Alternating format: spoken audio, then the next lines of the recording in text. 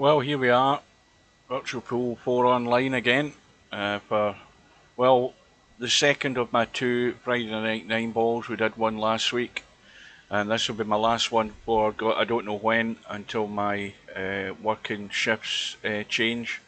And this is going to be a quick tournament this week because we've only got 2, 3, 4, 5, 6, 7, 8, 9, 10 in of a possible 16. There is about 2 minutes left for people to get signed up. It doesn't look as if there's going to be a lot more, so we'll have quite a few buys and the tournament will be over a lot quicker than normal. Probably, obviously, the weather's got something to do with it over here. Well, not if you live in Germany or the Netherlands and Belgium and places like that, because they've had disastrous weather the last couple of days. Now it's over 100 people have been caught out in that severe flooding. 100 people have lost their lives. Good evening to Bedhead. Well, the bracket should be going up in about 30 seconds time. It's pretty much all over as far as the sign-ups go, but maybe that is the case. We've had nice weather over here the last few days. I don't know how it is elsewhere. Big heat wave in the United States and Canada. But maybe because the COVID restrictions have been relaxed a bit, people are making the most of it. So this is what normally happens in the summer months. You tend to find the tournaments go a bit thin in the ground as far as sign-ups go. I think that's going to be about it. So there is 1, 2, 3, 4, 5, 6, 7, 8, 9, just a 10 in. Do a quick refresh on that. Yeah, there's 6 seats still available and the bracket is now up. So we have Larry against Spectre Dawn in the first round match. Well, that's going to be the hot match of the tournament tonight. I think that's the only first round match, so obviously that's the one we're going to head into. And remember, it's a handicap tournament. It's, oh no, there's 2 matches on. Or is that a second round match? I don't know whether it is or it isn't. But anyway, Stubb is playing Chase One Around. Stubb should win that comfortably. Chase One Around's way below the level needed to be challenging Stubb. And obviously now other matches have gone up. That'll be second round matches going up as well. Now the Larry and Spectre Dawn room's got nobody in it yet, according to my screen. And I don't know whether... I don't see Larry. Is Larry there? Well, there's one in the room. I'm going to go in anyway. Right, let's change the cloth colour. What is it? Miscellaneous. Blue.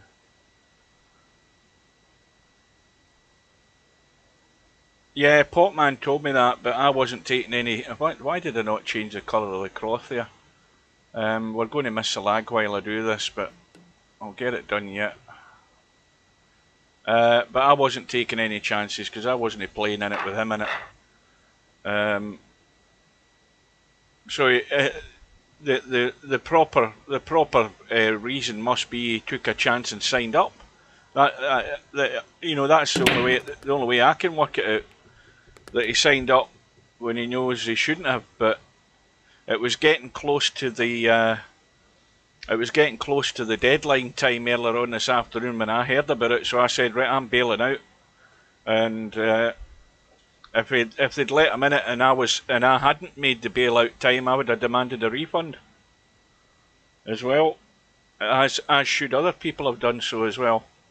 So I don't know whether they've backed down or whether he's been talking to Steve and saying he was going to be behaving and all of that bullshit. But anyway, as long as he's not in it, that's all that matters. Whether I'm in it or not doesn't matter. But I was making sure I covered my own back, because I was not going to be party to something like that if they were ever going to even let him run in it. I was making sure I was getting out.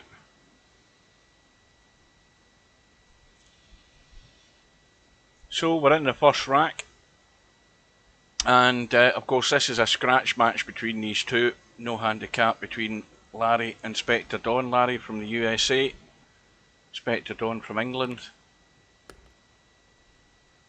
And Larry now with a chance to get the first rack in the board.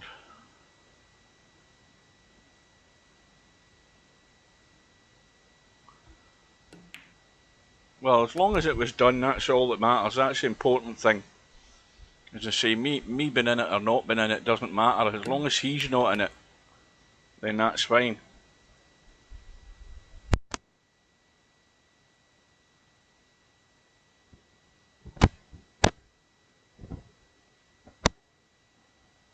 I'm going to have to get a drink already. I'm absolutely stewed here.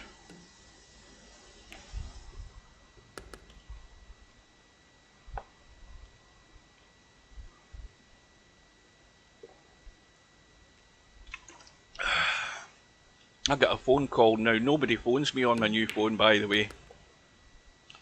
I've only had it, what, 2 or 3 weeks, and I was exchanging texts with Semi-Pro earlier on, and no sooner had I finished a text, my phone rang, and there was no details as to who was phoning me, so I sent a text back to them and said, "Who are you?"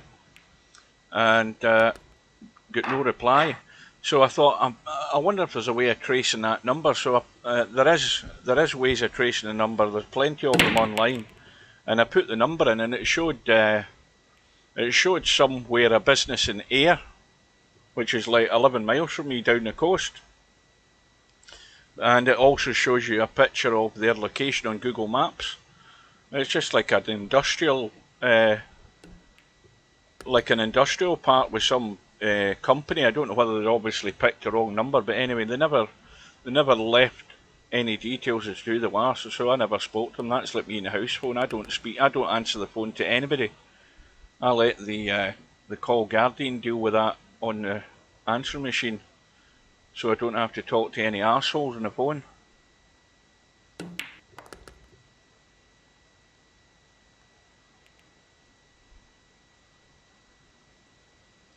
So Larry 1-0 up. In fact, that's the first time anybody's phoned me on my new phone. I use it more for work than anything else. So Larry misses, Spectre Dawn misses the 4, but the 5 ball is locked up, so there's not really an awful lot that Larry can do with this unless he can try and... He's the wrong angle on it as well. He's going to have to check this cue ball up.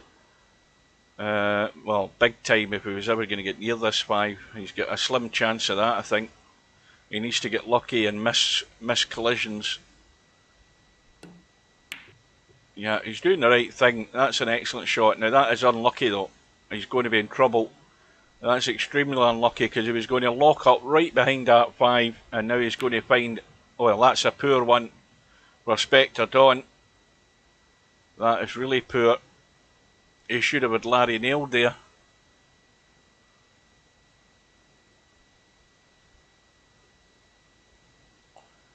Well, I never put in any practice whatsoever. I very rarely play 9-ball. I very rarely play anything now in VP4. The only time you'll see me playing VP4, get yourself out of bed at 6 o'clock in the morning, particularly on a Tuesday, not a Tuesday, a Wednesday or a Thursday, and you will see me online and I'll be in playing Cowboy with the guys from the States.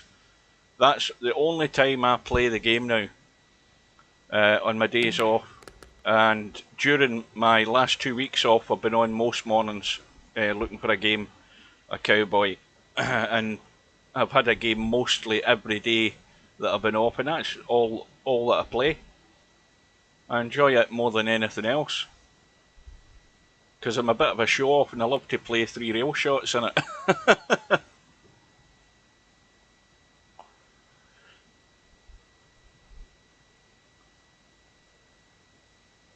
But my eyes have gone too bad now to be competitive at this. I've accepted it.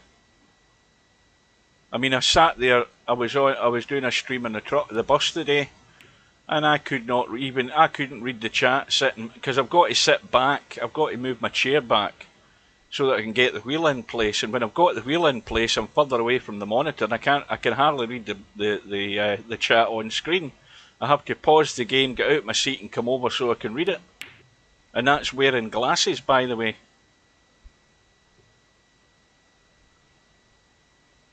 Well, it's to be a hot one tomorrow down south, so that'll make the greens and the fairways much faster down at the Open Golf Championship. I think the last time I checked there was 3 leaders, so it's going to be a good weekend, and I'll be watching it all day tomorrow, most of it on Sunday. But I've got to go out and do a weekly shop because I'm back to work early Monday morning.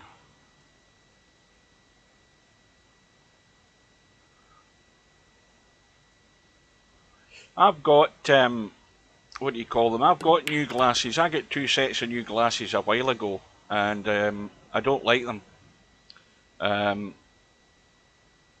So I'm wearing my old ones. My old ones that I've got, they don't even have the pieces on them to rest in your nose because I pulled them off because they were cutting into my nose. And I prefer the old glasses. I can still see better with them than I can with the new ones. And I can't see that well with the old ones. So Larry pinches it for a 2-0 lead. That rack looks fairly straight. Now, for anybody who doesn't know, not that there's many people watching, I think there only is you two, but we had an update earlier on in the week, which was a very, very short download. Blinked and you would have missed it.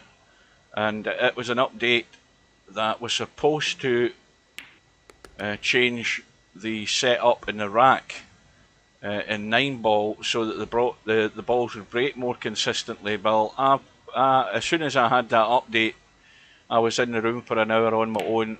All I did was break the balls. I did nothing else, just break them and see if I could see any sort of pattern, and I couldn't see anything. I tried the side rail, the Albinario break, and I got far too many dud breaks from it where the balls just died in the middle of the pack. So I gave up that as an idea. And then I tried the cut break. I tried jacking the cue up to a higher angle and still couldn't see it. Though the one thing I did notice slightly, I think if you get a certain break from, well, I was only breaking from the right side most of the time. The 9-ball was going towards the corner pocket once or twice. I think I had a couple of 9-balls in the break.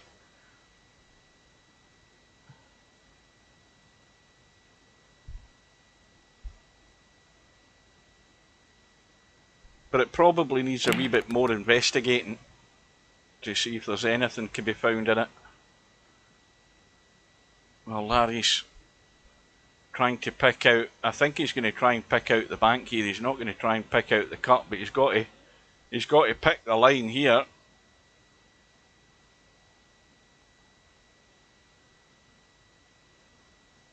And he's trying to make the bank. This is not easy to pick the line because he's always going to leave Spectre Dawn a shot, and this is not an easy 9-ball. But he's got to play it at such a pace that he might end up leaving it hang, but he's got to give it the best chance of going in. Like that. So that gets Spectre Dawn off the mark.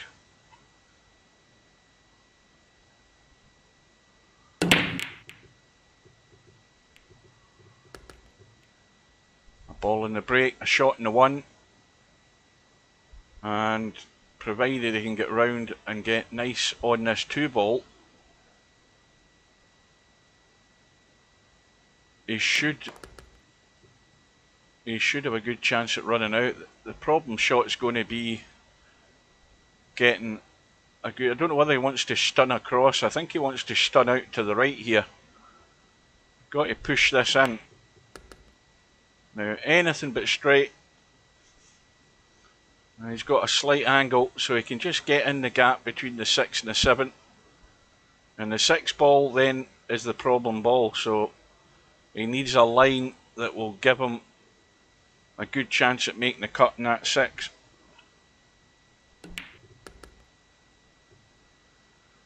Well, if he goes the short way and tries to just go inside, he's going to leave a slightly awkward cut here.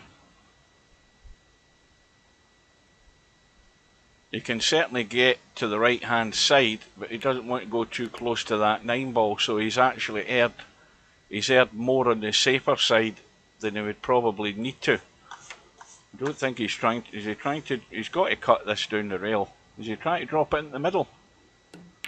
Yes, he is. Good shot. It's a bit tight to be going in at that pace.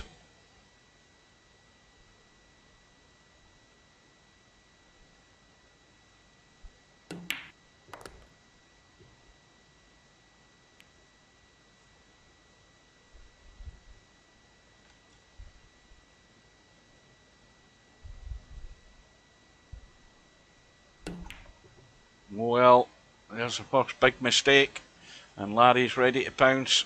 Just drop the 8 in and the 9 for a 3-1 lead. Unexpected miss there.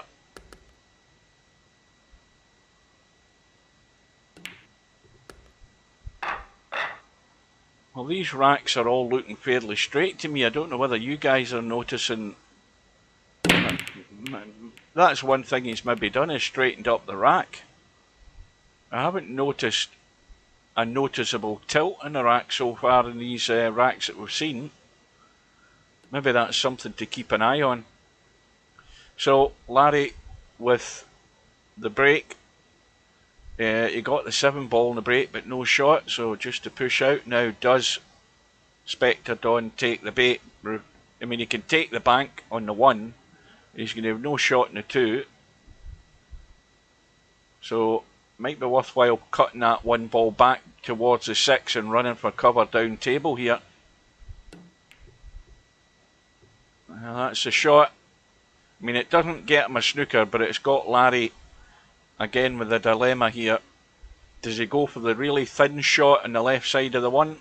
And he could risk the scratch in the bottom right hand corner here. Well, he's well away from that, and this looks good. Oh, just squeezes out, just out behind the 3. The pace was reasonable enough, but he's got distance.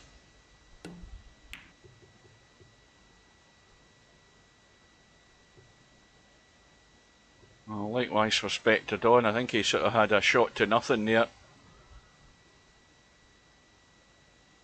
But it's not who gets the 1 ball, it's who can do something with the 2 ball.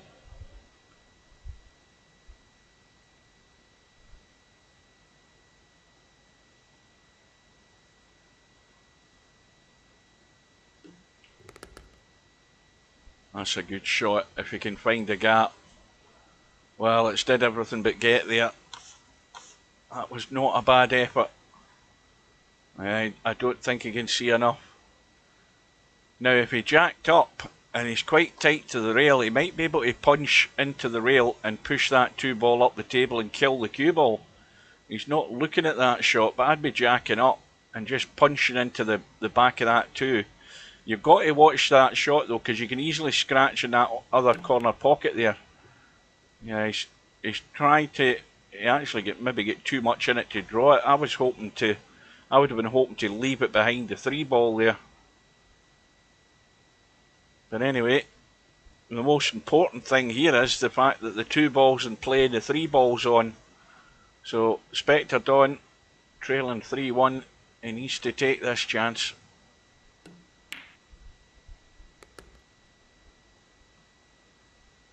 Well, now, again, this shot here, he can drop this in dead weight just to stop the cue ball squirting away too far.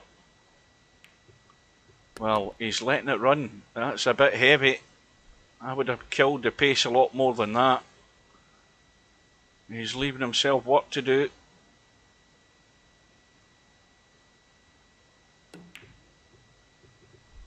Well, it's gone in, and again, the pace that he played it at gave it every chance to go in. Just struggling to get into line here. And again, when you go to the well far too many times, sooner or later it's going to come up dry. And Larry's got another chance to pinch from a Spectre Dawn. Unforced error. And Larry should be punishing this. He should be making it count. Well, once again, anything but straight, but even if it was straight, it wouldn't matter. You can just roll the 9 in, no problem. And I think that's what he'll end up doing. I don't think he's going to do anything fancy here. Just a roll in.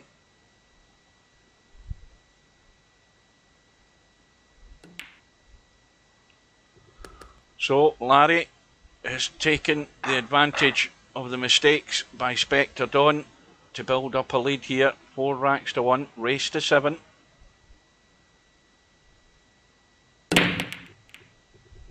Well, they've all blasted all over the place. But again, nothing's gone in. But Spectre Dawn comes to the table and knows exactly what's required here. All the balls are on. He has to run out. So the 2 onto the 7. Leave the 2 over the pocket. Pot the 2. Get up into the middle of the table. No, the 2's gone as well, so that's come in handy. Well, this is a problem one. Now the line off that 3 ball is very dangerously close to that right middle pocket if you put a bit of draw and spin on it. Got to be careful. Yeah, he's taken that out of the equation, but he's going to find himself in trouble. He's hooked behind the 6 and Larry ready to pounce again. Spectre Dawn looking for a long jump here if he thinks he can get it.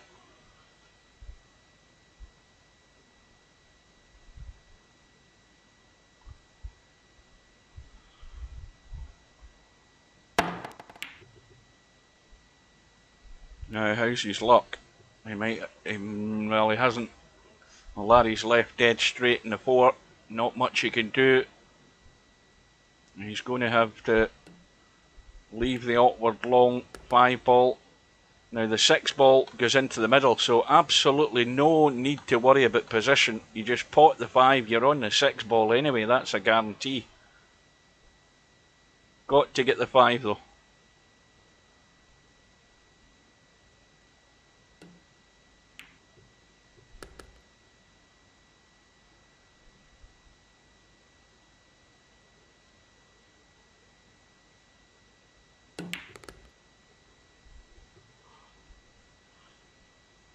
So again, the simple shot, roll the 8 in, roll the 9 down the rail. And it's going to be 5-1 to Larry. But he's had some assistance there. And now Spectre Dawn is in the danger zone. He has to try and find a way to get back into this very, very quickly. And Larry, with the break, all the balls all over the place. A ball has gone in. And for once, Larry's got a shot in the 1. And the problem ball, well, he's actually chipped the 1 into the 7 there. Didn't squeeze it by. And it's the first mistake by Larry I can remember. 3 ball though is his safety net because it's locked up behind the 5. Now, when I say locked up, let's have a look. Now, is there enough room? I don't think there's enough room there to get to the cutting angle in that 3 ball without fouling the 9. But if you can get close to it, he's trying to find an angle to break it. Well, that's unlucky again for Spectre Dawn. Now, is enough of that 3 ball shown to cut it? I think there is. That's a good shot. He's got lucky there. He's got to take full advantage of it.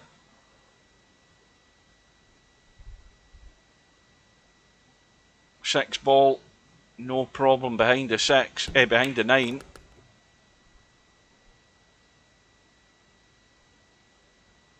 Now, what ball's that up there? Is that the 8 ball? No, it's the 7.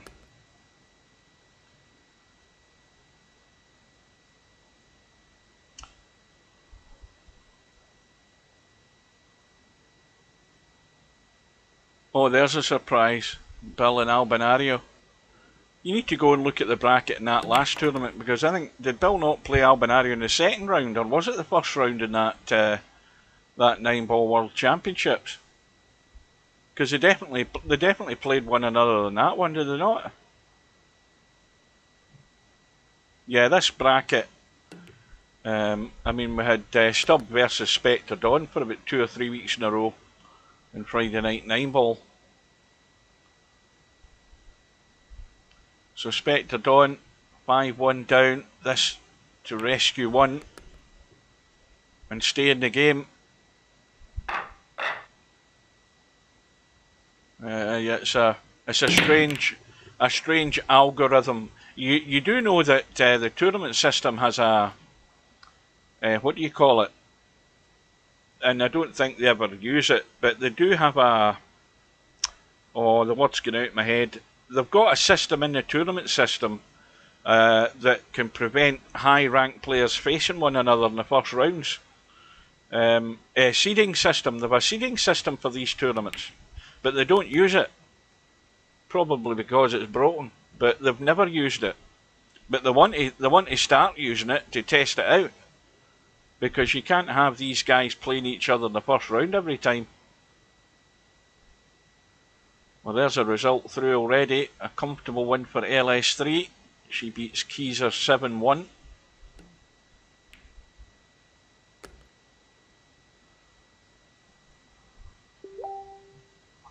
Well, here's the problem. Did you hear that ping there?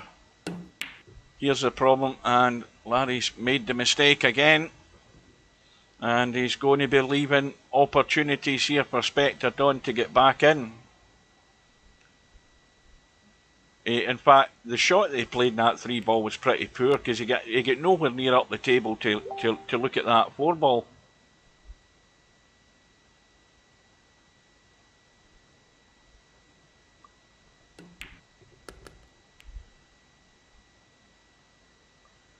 So this is a chance for Spectre Dawn to get another one back.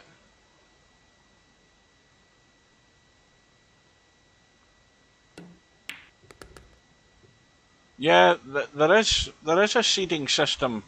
There's a seeding option in the tournament system. I know for a fact there is, because I saw it when I was able to set tournaments. It has all of that. It just doesn't get used, but it should be getting used, especially for not for the likes of Friday night 9-ball, but it should be getting used. I think it's probably broken, and that's why they've been told not to touch it. That's my guess. There's another result through. Bankster has given Christian the bagel, 7-0. And meanwhile, Spectre Dawn misses a 7. Well, this is an awkward shot, because you're risking a scratch here with this 7-ball if you're just going to play the cut on it. If you're going to go all out for the bank, you've got to blast this with power to try and keep the cue ball somewhere that you can have a shot in the 8. Now, what's he doing? He's gone for the cut. He's took the risk in the scratch. How's the brush in the 7 and the 8? No good. Well, he can brush that 8-ball really thin and go for distance. He's trying to be cute here and sneak behind the 9, I think, and I don't think that's wise. No, he's trying to billiard the 9 in. And Spectre Dawn lives yet again. It could be 2 in a row for Spectre Dawn here, with some assistance from Larry himself. Well, that'll be a surprise. I know he'll be getting like 5 and out against Stubb, because he's got a lot to learn about VP4 from what I've seen of him, and I think he's getting big use of the handicap. Not unless he's picked his game up a bit and actually maybe thinking a bit more about his about shots he's playing. But the 5 and out handicap, if that's what he's got, and I'm guessing that's what he has got, something like that, then it's about making the most of it. And if Stubb makes mistakes at the business end of the rack, then yes, it will be close.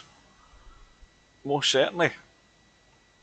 So, Spectre Dawn from 5-1 down has been ably assisted to get back to 5-3. So they're helping each other so far. Spectre Dawn was guilty of it early in the match. Can Larry rescue the situation and stem the tide? Well, he's going to get his chance immediately because he's got a nice angle in this one. The miss from Spectre Dawn. And, well, he should be able to get up into the middle of the table for a shot in the 5. Nice angle in the 2 as well. Up the left-hand side. Just past that middle pocket. And drop the 5 into the right middle pocket. That's the plan here. The angle is just a natural angle to run up the left-hand side. Well, he's taken it long. That's whatever he's comfortable with. I would have ran up past the middle pocket. Plenty of room to manoeuvre.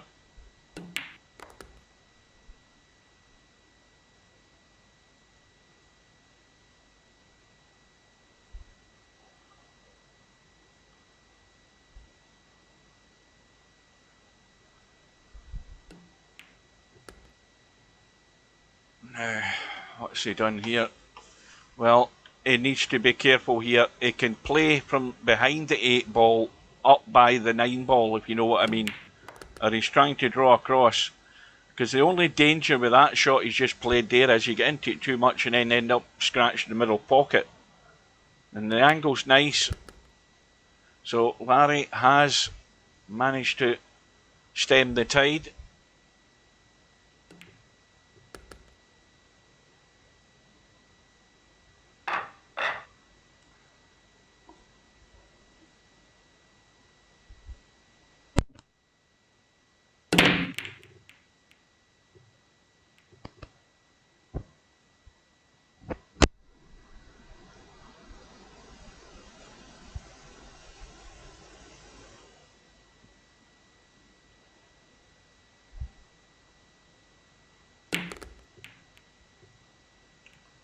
So another dry break from Larry. A shot for Spectre Dawn to get started. But not a lot going for Spectre Dawn here on the 2 ball. It's a toughie into the middle. Yeah, not easy. And there is a result come through. Chase One Around has beaten Stubb in the first round. And meanwhile, Spectre Dawn's got lucky. Larry going to try and jump escape here. And he's made a hash of it.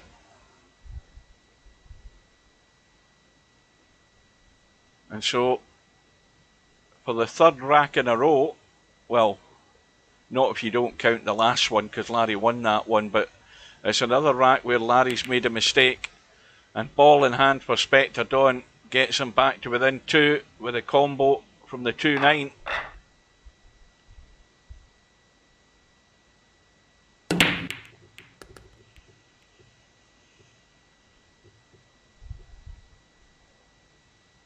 Well, I can make a fair guess of how that match went between Stubb and Chase One Around. Stubb was taking it for granted he was going to win it and was probably playing too loose, and ended up leaving errors. Or Stubb was getting very unlucky, maybe hooking himself and stuff like that. But however it happened, it happened. But with only such a small field in the tournament tonight, he's probably favourite to run his way through the one-loss side until he bumps into one of these 2 players.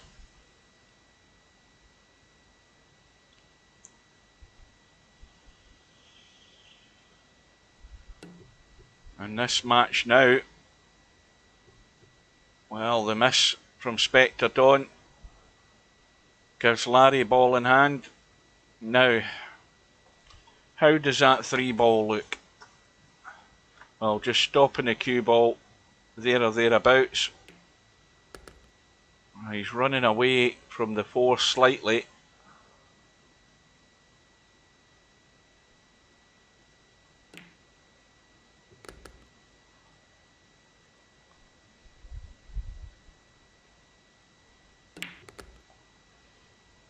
And he's left himself a wee bit square here. He would have liked to have been further back.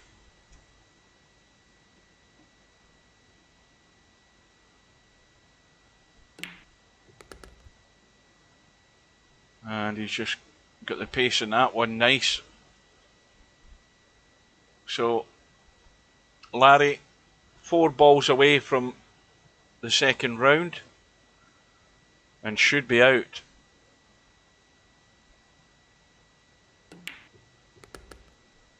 Now, you had to get that cue ball right across there like that, because that makes it so much easier to get onto the 8 ball comfortably. Just to roll through and get the cue ball off the rail. Now, how does this look? Can he drag that 8 ball in? Yes, he can just drop it in dead weight and still have a nice shot. So Larry is going to be through to round 2, and unfortunately for Stubb, he's going to have Spectred on for company on that one lost side. So Larry wins by 7 racks to 4, and we'll be over quick tonight, folks. We won't be hanging around. So let's have a quick look. Let's check that update thing for 30 seconds. And well, Larry's through to play Potman in round 2. And if we look over on the one lost side, we've got Stubb against Keezer, and Stubb again has got to be careful because now it's only a race to 4, and he's given 5 and out to Keezer. So Stubb's got to watch himself. In fact, you know what I'm going to do? We're going to go in and watch that match. Well, Stubb's actually 1-0 up. He's given 5 and out to Keezer. Where the hell is Keezer from? Oh, this is the one with the funny country ad you get never heard of it. I haven't got a clue where that is, but that's most certainly not where he's from, I'm willing to bet.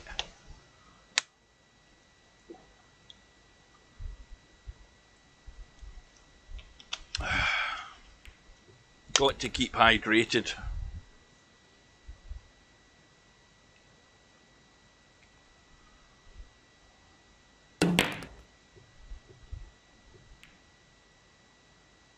Well, now we're at the danger point in this tourney, because this match, because we've got the problem here that Stubbs going to have to deal with the 4 ball, and every other ball after that is going to be the money ball for Keezer. He's trying to get the break out in the 4. He hasn't got it, so now this is where he has to be careful. Because if he leaves a shot on here for Keezer, he's only got a couple of balls to pot to win a rack.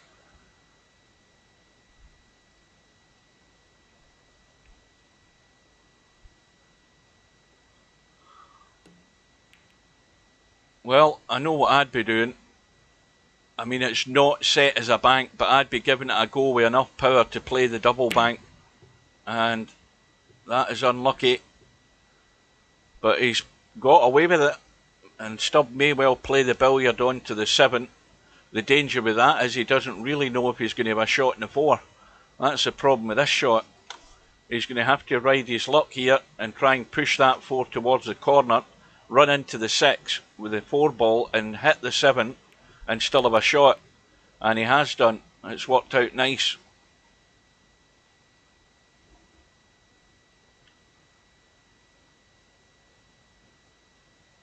But a match that's a race to 4 with a 5 and out handicap can change oh so quickly.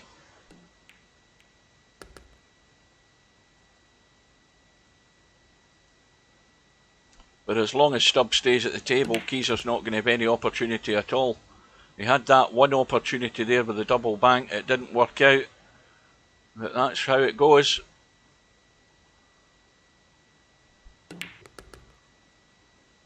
Now, has he hit this too hard? No, he's just okay and no more.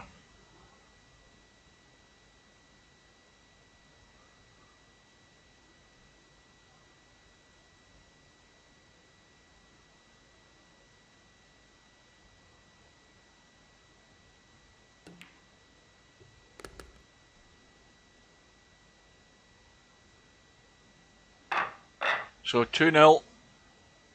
Race to 4.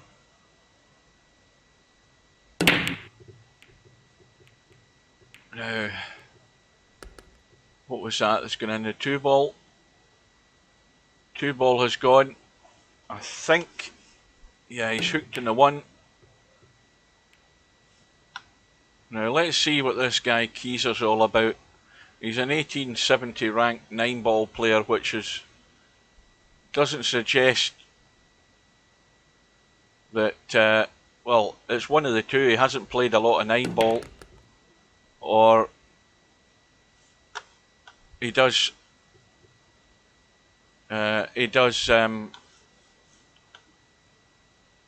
struggle maybe to get position. Well, he's going to struggle to get the 5-ball, I know that. But he's tried to play the breakout on it and get lucky, and in some ways he has. He's finished on the 4. But can he pot this 5? And all you need to do is pot it. You don't need to go blasting it. And then it goes. And he's on the board.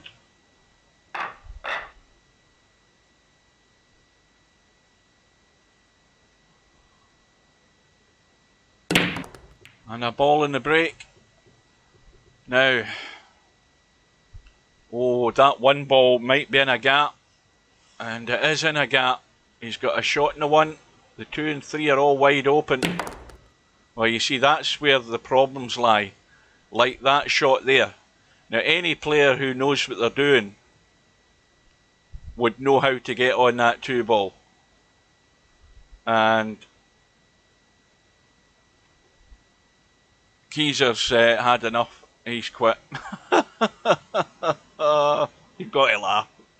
I mean, I think the embarrassing part was the fact that he blasted that ball there with no semblance of any idea how he's getting on that 2. And he got himself annoyed and quit. So Stubbs going to have to sit there until it times out, I think. So it's worthwhile getting into that just to see that happen. But that's why he's an 1870 player, because when you're on that first shot there, yeah, well, Stubbs doing his usual thing. I mean, you know, he's doing what he said he wouldn't do if he was in the tournament, so he just goes back in every word he ever says.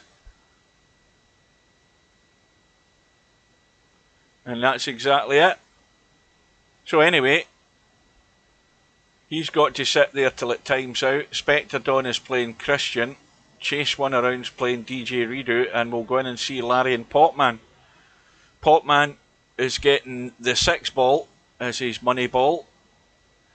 And already Larry's 2-0 up, so Potman needs to get himself in this quickly.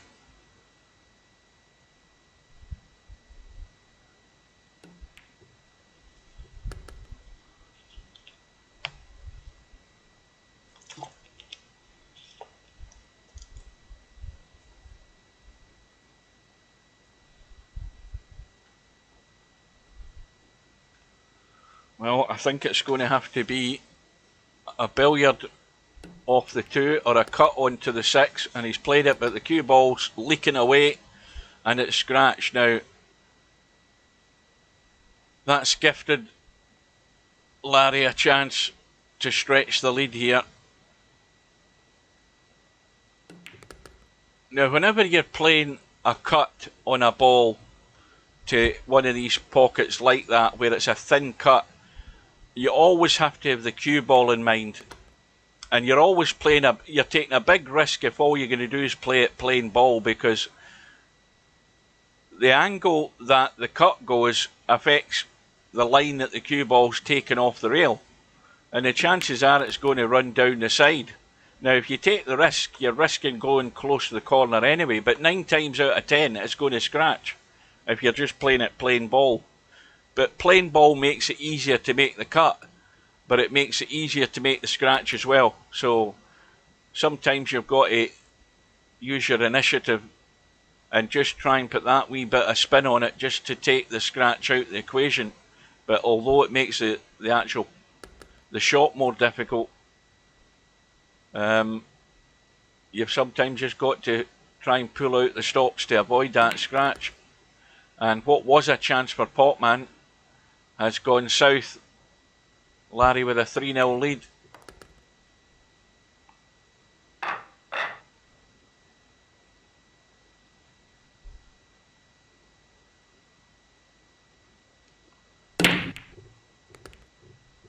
And a 2-ball and a break. But the 1-ball is out of the equation for a shot. But he can certainly get the thin edge and run for cover, and Potman is going to be in trouble. Big time. Lots of room behind that 1-ball. And is the gap big enough between the 3 and the 7? I think it is. I think he can get through there. Well, he doesn't think he can, but I certainly think he can. But the problem would be that the line that you're taking, you might squirt behind the 1 off the back rail. So Potman has just tried to lock up 2 balls, but he's hit them too heavy, and he's done no damage except give Larry a ball in hand to try the run out himself.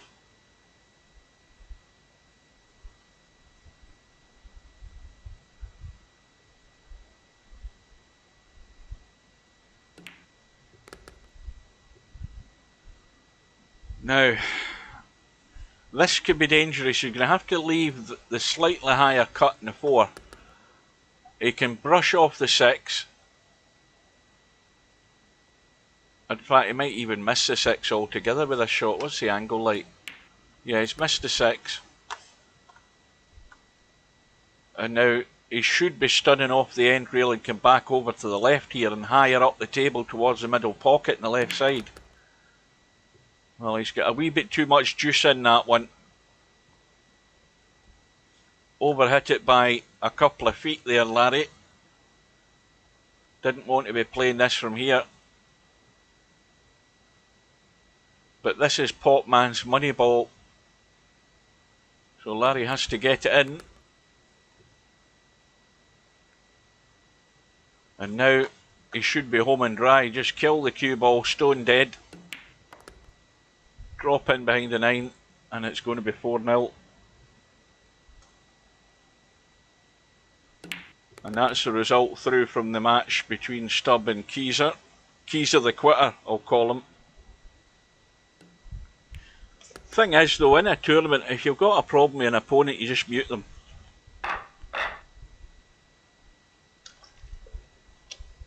That's why the mute option's there. If you don't like listening to what the other guy's saying or reading the chat, then just mute them. You've got no problem whatsoever.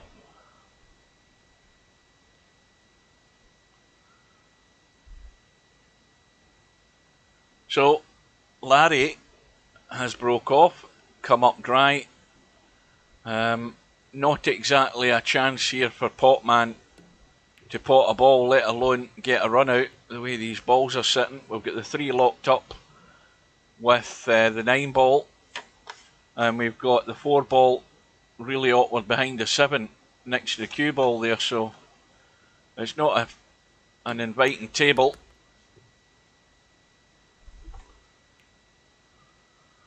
I agree with what you're saying. But the option is there. That's why the option was put in, so that you can mute players. And if you know that's what Stubb's like, then you mute them, and then you've got no comeback as to him putting you off or anything like that. The option's always there, and strictly speaking, that's what you should do every time you play him in a tournament. And then you've got no problem. You just carry on, and you're not caught up by reading the chat all the time.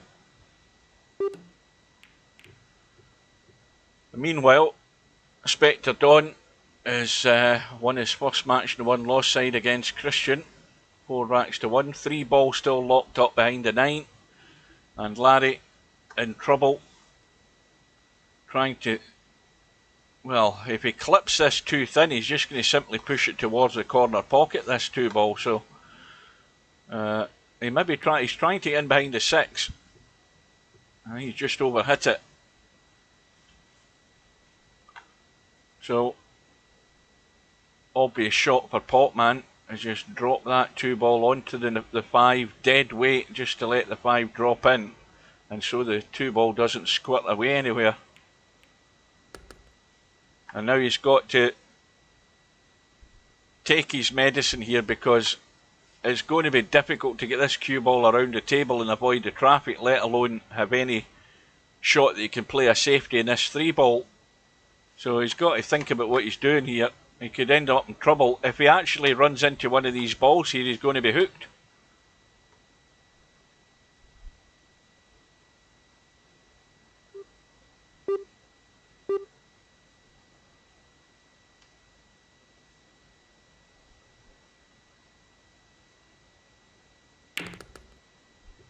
Well, he's missed the traffic.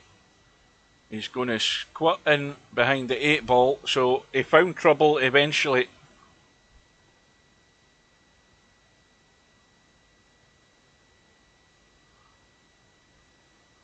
Oh, good evening, Semi-Pro. I never noticed you there.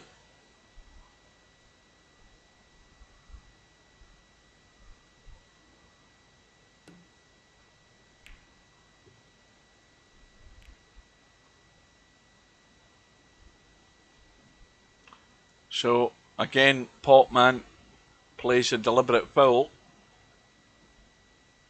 He's given Larry ball in hand. Of course, with no shot on the 3, but Larry can certainly... Let's have a look. That 3-ball pots into the middle. As Larry looked at the 3 into the middle. 6-ball and 7-ball's tied up. But that 3-ball does go.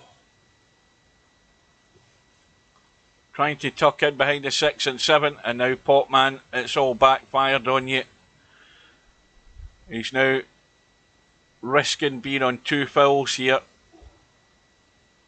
And Larry will go for the 3rd foul where that 6 and 7 ball are sitting.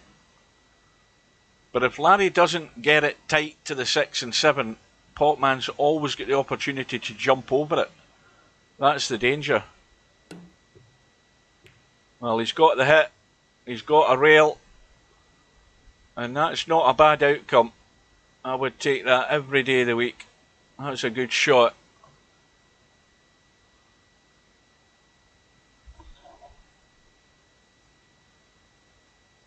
So now, this is crisis time for Potman. Trailing by 4 racks to 0. This rack is in the balance. Remember, his money ball is a 6-ball. And it's still on the table. So he's still got an opportunity to get himself on the board. Now, does Potman take the risk and try and drop in behind the 7 and the 6? Let's have a look. Well, I'd be having a go at it. I'd be running down there with a bit of inside just to try and help the cue ball in towards the 6 and 7. Got to take the risk. Is he going to miss it? Is he going to scratch? Yeah, that's unlucky. You see, that's why you try and stun down. I'll get my line working, hang on a minute.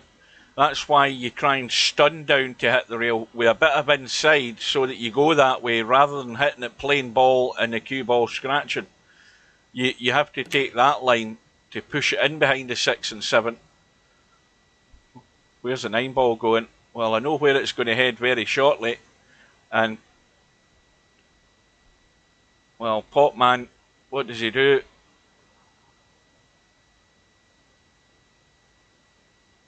This 3 will cut. Now, obviously, it's of no value to him because the 4 ball's up the table. But he has a chance to get in behind that 6 and 7 off this 4. And he's got to do his best to try and go over towards there. This is a draggy shot with a bit of spin. Would maybe be the shot to try and play it.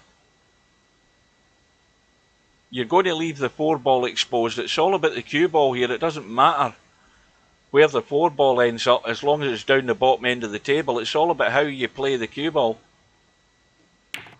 Well, he's gone for the reverse bank. He's got the shot, but it doesn't give him an awful lot to work with here, except a brush off the 6, dead weight, and fall in behind the 7. It's not a difficult shot to play. And now he's got full control of the table, because Larry is going to have to maybe go across table, give it a blast. Now if he hits that 6 ball half ball, he could knock the 7 in.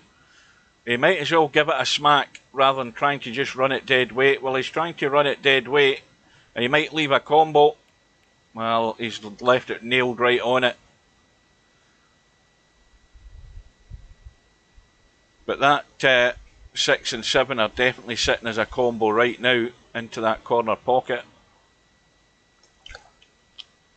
Now, who wants to run off the bottom rail here as we look with a wee bit of English?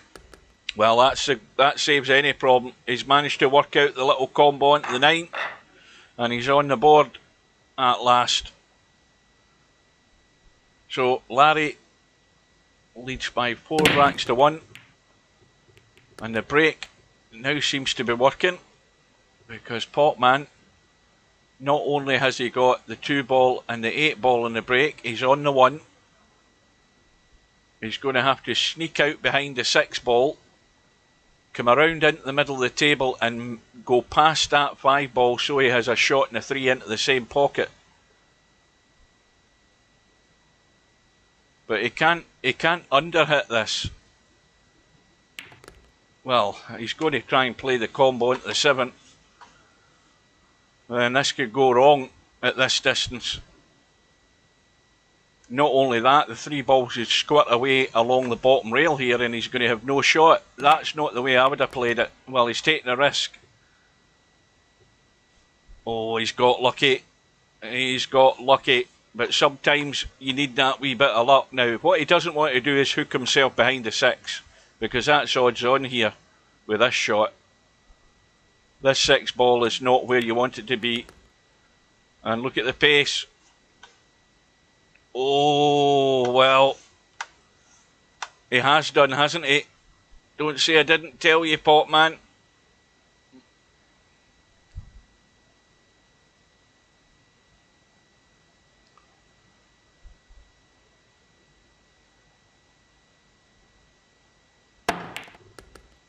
And he's played an excellent jump shot. Now he's got to back that all the way. He can't go hamming up this 5 ball. He's got to get the 5. He's got nothing to do with the cue ball other than keep it in the table. And he's got another rack in the board. That will do. So we're maybe going to see a match here yet.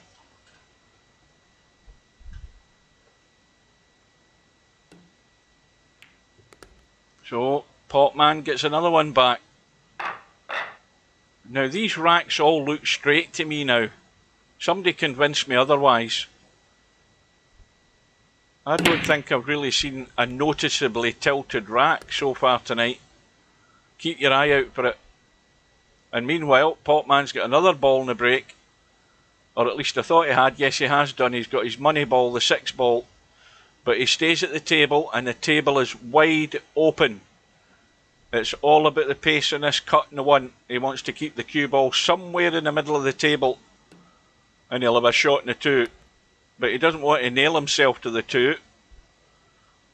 Now he's in no man's land. He's in that awkward angle and close to it. He's got to play it into the corner. But the difficulty with that is reading the cut and also where the cue ball's going to end up, because look where the 3 is. It's up the other end of the table there. So he's heading away. He's looking at the cut into the middle. The danger with this is the cue ball's going all over the place here. Yeah, and it's going to... He needs to get lucky. Where's the spin taking him in behind the 3? Well, that's lucky enough. But Larry is going to be taking the cut on the 2, no doubt about that.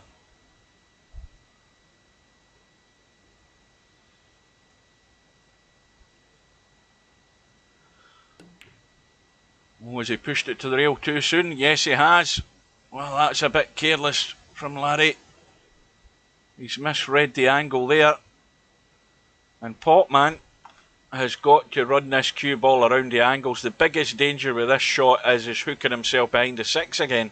But he's got to let the cue ball run with a bit of helping right to get it around and into the table, and hopefully for his sake he avoids the traffic. Got to run. That's a good pace, but is he going to end up where I thought he was? Oh, I think he's just sneaked out. He's just made it. And now a drop in, and he'll be on the 4. A sensible shot. And anything but dead straight in this 4. He wants a wee angle. Now you can just stun this in. A little firm stun, and the cue ball goes up over towards the 9 for the 5.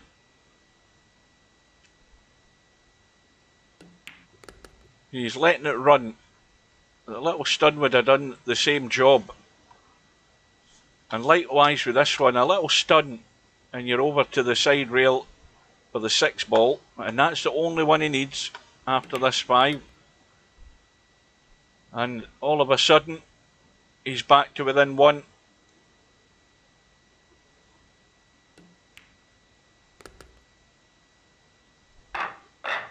And let's again, that might be slightly left tilted. The one's further left than the 7, that rack. And another ball in the break, and the 9 ball's going over the pocket. And has he got a cut in the 1? I think he has. We've had the 2 ball and the 7 ball go down, a shot in the 1, and the cue ball is going to cut across for the 3, but he's not going to have a shot in the 3. Now, if you look closely at that 3, can you cheat that 3 into the pocket? I think maybe you can. You've got to just skim past the 6, and if it's dead weight, it might go in, but that's a big risk to take. Now, has Potman looked? What the hell's he done here? What the hell did he pot there?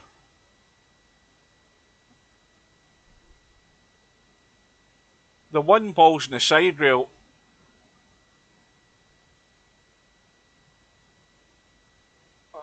The 1 ball's in the side rail, isn't it? Yes, he hasn't seen the 1. Oh dear.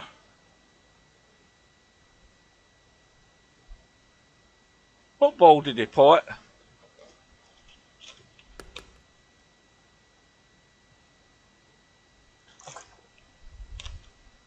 Oh, it's a bit too late now. Is that going to get to the pocket?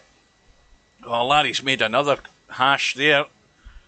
He's hung the 3. Well, Potman's been gifted the opportunity to square this match up. And that 5 ball comfortably goes past the 8 ball. He potted the 4. Ah, well, he's got out of jail here. He might have to jack up a bit here in this 5 ball just to kill the cue ball if he can.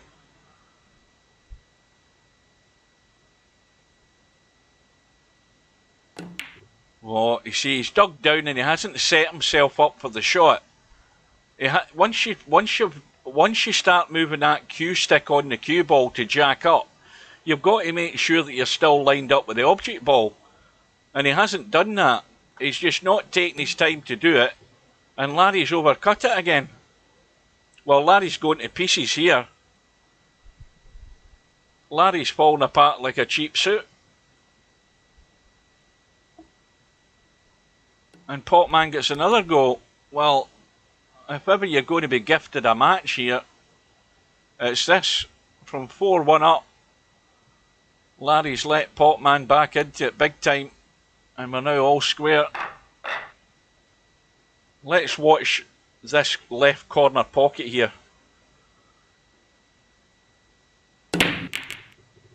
Well, this time nothing goes in there, but something's gone into the middle. I think, what was it?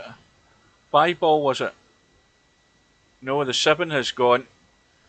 And once again, though, Potman's got a shot in the 1, just a gentle pot in the 1. Cue ball up the table for the 2. You've got to go far enough, and then just a roll in the 3. and roll through it. Now, this is where you want to be fairly straight in this 3-ball. You want to be looking at it like that, because then the obvious thing you do is just roll through for the 4 in the middle and kill the cue ball for the 5. If you then start leaving yourself angles, it then leaves you more work to do to get the 4. So you've got to plan ahead. And that will do. And the one thing you need to make sure is that you're far enough down. You don't want to be here in this 4-ball. Here is a no-no. You want to be here.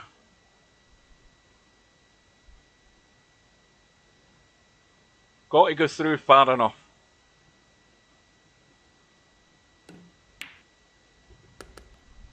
Well, that's far enough. Oh, disaster.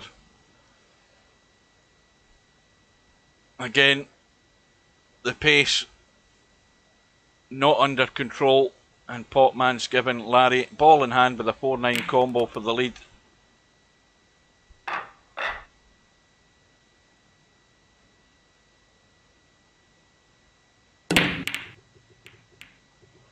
Well, see that shot that you just saw there, Bedhead?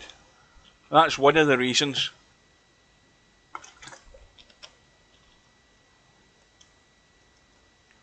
You know, personally I think he spends too much time overthinking shots, and he's too tentative to play certain shots. The execution of certain shots is where he fails as well. And that's you've just got to be comfortable and confident enough to play certain shots, and I don't think he is. I can see that in his game. But he tends to overthink stuff. Plus the fact, don't forget, and this is a very important thing, don't forget that he's seen the table like this when he's playing a shot. He's 15 feet away from the table through in the next room, trying to play a shot at the opposite end of the table here into that pocket. The cue ball's sitting there, he's way back here, his cue's here, and he's lining up to play a shot from 15 feet away. That's his biggest problem. He's the only person I've ever seen with video evidence that plays shots at the full zoom out position in VP4, which I think is totally ridiculous. That's the biggest drawback in how he plays. that leaves no doubt in where the problem lies. Amongst the other things, that's one of them.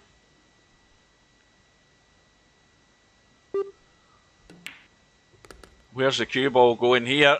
Oh dear. Well, there's more evidence of where the problems are. Not seeing the line of that cue ball. You know, I mean, you have to instinctively have that little voice in your head that tells you the cue ball's going near a pocket. And unless that's working for you, then you're going to play shots like that time and time again. You're going to fall into that trap.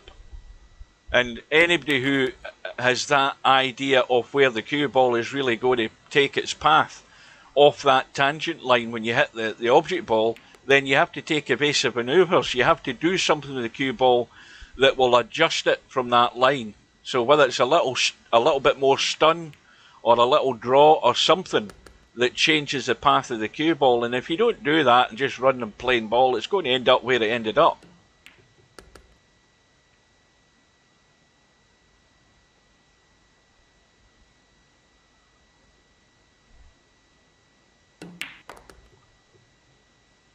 So Larry is going to be on the hill, one away, and it has to be said I mean, this has been a match of two halves. Larry 4-1 up, and then helps Potman into the match. And now Potman's, in the last two racks, has just shot himself in both feet. Not just the one foot, but he shot his toes off, his big toe off in his right foot and his big toe off in his left foot in the last two racks. And now Larry's got a ball in the break, he's got a shot in the one. The 4-ball and 5-ball are fine, and this match should be over. Now, what's the angle like in the one? Well, he's going to be running away, so he's trying to draw back. He's overhit it again. That's that stun draw that he's trying to play there, but he's getting into it too much. And now he's square in the 3. You never want to be square like this because it makes the shot more difficult. And Larry's got away with it slightly. Popman can skim the 3 on the left side and get right down towards that 6 ball. That's the shot. Anybody can see that. That's what you want to be playing. Getting it thin, maybe a wee bit of English on it just to help it across towards that 6 ball top end. But keep that 3 ball hugging the rail very thin. See, that's far too thick, and that's not played with any confidence at all. You know, you've got to play the shot that's on. And the shot that's on there, the 3 ball sitting there, or thereabouts, you've got to hit a feather's edge, go to the rail, bit of English, let it run, and get down there, and the 3 ball finishes here. That's the shot. To leave the shot there like that is no good. And Larry's now played it plain ball to make the pot and forgot about the cue ball. And so Popman's been gifted another go.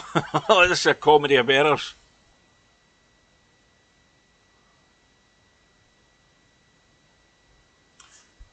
Well, I think you have to be playing the game long enough to begin to see shots, if you know what I mean. It's a bit like driving a car, I say. This is exactly what it is. Playing pool and billiards is like driving a car, right? Because when you're driving a car and you've been driving for years, everything's instinctive. You know what your foot's doing in the accelerator, so therefore your clutch foot does exactly the same thing. You know what your left hand's doing when you're changing the gears, so everything falls into place. It's automatic pilot, and playing pool and billiards is automatic pilot for the most time. Because as soon as you look at a shot and you look where the other ball is that you're trying to play on, then everything should be automatic pilot, i.e. you know where you want to be, so therefore you know what you want to do with the cue ball, so you instinctively put the stun, the English, the draw, or whatever it is on it. Whereas there's guys like Popman who take a lot of convincing that they're playing the right shot. They're not convinced themselves. And for some players, and for a lot of players, it doesn't come natural to know what they want to do with that cue ball, which is why you get an awful lot of bangers who just bang balls and hope they generally get to that position, or where there's others who are a lot more successful because they're the ones that are thinking about what they're doing. But you have to learn, you see, there's a basic thing about learning what you do to that cue ball affects the path of the cue ball. And unless you learn that thing, first of all, then you're going to struggle. You have to learn how to control the cue ball, how to change its line when it's coming off an object ball and going to a rail, and what English you have to impart on it in order to get it to do these things. And once you learn those fundamental basics, everything else should eventually fall into place. But until you've worked on them and got your head round those basics, then you'll continually struggle to get shape.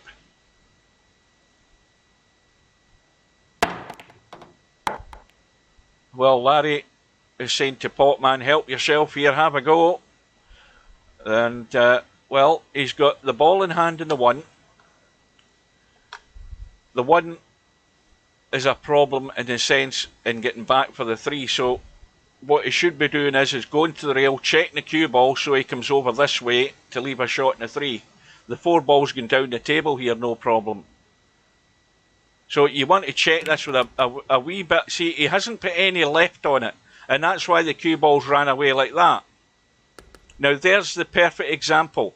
He's not put any inside English in the left side to check the cue ball that way, and the cue ball's just gone that way. So there's more evidence of the struggle in what you're doing to control the cue ball. That was a basic fundamental error in that shot there. Now, my point I'm making is, did Popman not see that happening? You've got to see the tangent line, that when you pot that ball there, that 3 ball, and the cue ball goes to the rail, the tangent line off the object ball is going to take the cue ball that way. In this case, it went into the middle. So what you do is you check the cue ball. You put that inside English, the left-hand side on it, so that when it goes to the rail, the left-hand side brings the cue ball that way and prevents it from going this way. You check it up, and then you finish here with a shot on the whatever ball it was. So there's the point exactly I'm making there in that mistake that Popman did, and he sold the match with it.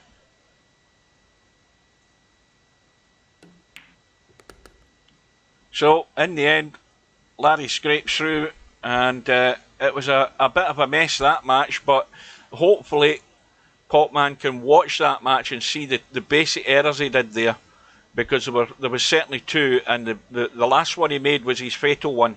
That's what sold the match. So Larry's through by 7 racks to 5. Let's have a quick look and see how things are shaping up. We've got Spectre Dawn against Chase One Around. It's 3-1 to Spectre Dawn in the one lost side. So he looks as if he's going to be through. Popman's playing Stub next. Meanwhile, Larry has moved through to play LS3. And DJ Redo is playing Bankster. And DJ Redo's 2-1 up. So I'm going to watch the match between Stub and Popman and see how Popman can... Well, that's true as well, Betty, but that's what I'm saying. It's about absorbing information. You know, if you've played something and done something like that, but you see, that shot there was, to me, to you, me and others, that was more than obvious what you're going to do with that shot. You know the cue ball wants to squirt away up the table. And you know you want to check the cue ball to hold it in line back across the table so you get the similar shot into the same corner pocket. And Popman didn't see that. I mean, it's as big as a nose in your face. And for that reason alone, that's why he has to learn how to control that cue ball better. That's a basic mistake. It's frustrating to watch that. But he should have saw that a mile away. It was like a double-decker bus heading down the road and you're standing in the middle of the main road. You know it's coming. You know it's going to happen. So you take evasive action. You get yourself out of the way. And with that shot, you have to get the cue ball out of the way. You know it's heading to that middle pocket if you play it plain ball. But anyway, he's got another chance to redeem himself here. He's on the one lost side now against Stub. And it's only race to 4, and Popman's getting the 5 ball. Now, is he going to get to the 5 ball? That's the question. Popman's played hundreds of shots like that over the years.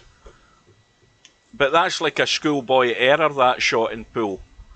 But, you know, you see plenty of people doing that in a bar or in a pool room every week. And it's so obvious that somebody's not thinking at all about what the shot is they're doing. There's no way he was thinking about what he was doing there. Because see, if he was, he would have been nowhere near that middle pocket. And I rest my case. Now there's a good safety there. That's immediately got Popman locked up. Now he can chip the 1. He doesn't. This might kick off the 6 and get along the rail, by the way, if he gets this right. You never know. But he maybe need to give it a blast to get that to happen. But I don't think he can get in behind us enough, to be honest with you. What the hell? What's the line he's looking at here? I don't think he can get there. That's too tight. Yeah. Well, he has got the hit. He's got a ball to rail and he's got away with it. That'll do it. Can't ask for much more than that. Why the hell am I going there? Hang on a minute. Get this thing fixed. So anyway, Stub has kicked. He's got it semi-safe.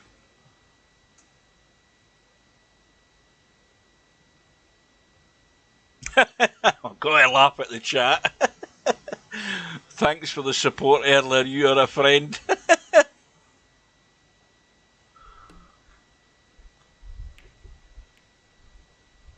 Well, if I was Popman, I would spend less time being pally with Stub and learn more about shots. That's what I'd be doing. In fact, get him to take you into a room and show you some shots. There you go.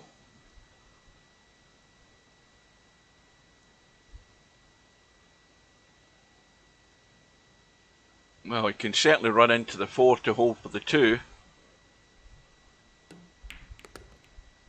As long as he doesn't get the double kiss off the 4 and then get himself hooked behind the 5. So you've got to run into that ball a bit softer than that so that the cue ball isn't doing as much.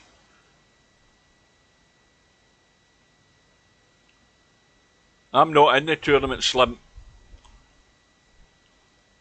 Thanks for the good luck though. Thanks for that.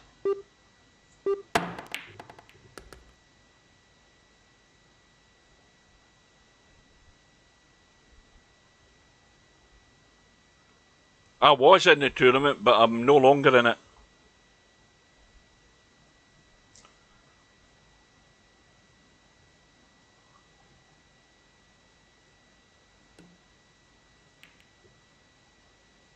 Well, Potman obviously thought he could either try and hook that cue ball,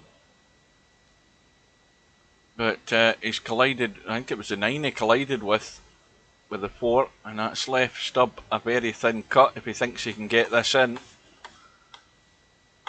That looks too thin. He's trying to go thin in the inside here to skim up the rail, I think. Or is he looking at the reverse bank? Because the 5 doesn't go, so there's not a lot of advantage in trying to make the shot in the 4. So I would run for cover here. I would go just push it along the rail, come up inside the 5 and 9 and get distance. Oh well, that is not a great effort there by Stubb.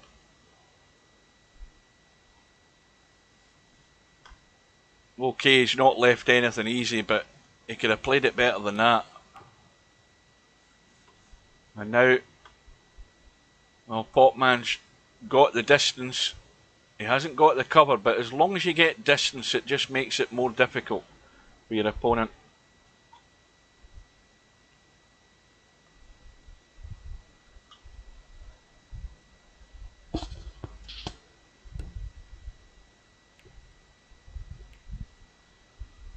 And again, this is a dangerous shot here for Potman, because if he's trying to take a line up the right side, he needs to avoid the 9 and 5.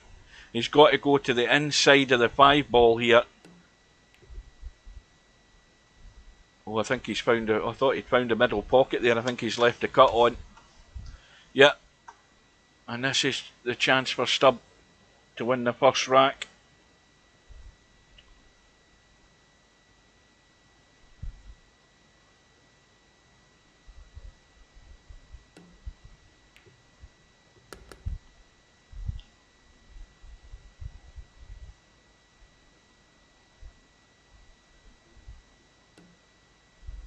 Well, it should be... Well, shouldn't be any problem whatsoever here. Just got to make sure that he's not dead straight in the 7. Or if he is, just to stop this cue ball stone dead, to cut the 8 across the table. Or come back an inch or 2.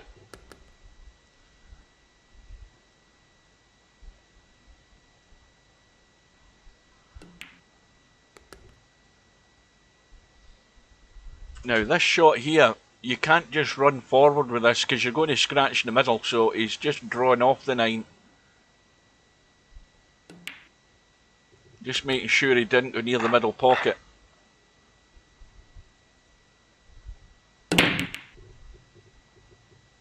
So Stubb up 1-0.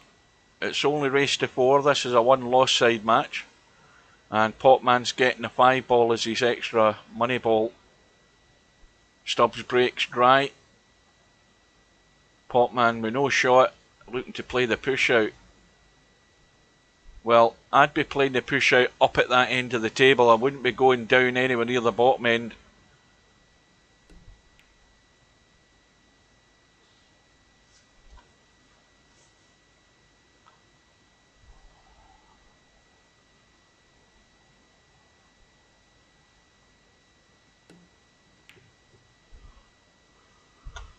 course, you're always leaving yourself open to some sort of safety when you play the push out, and Stubb has found it. He's got Potman in trouble.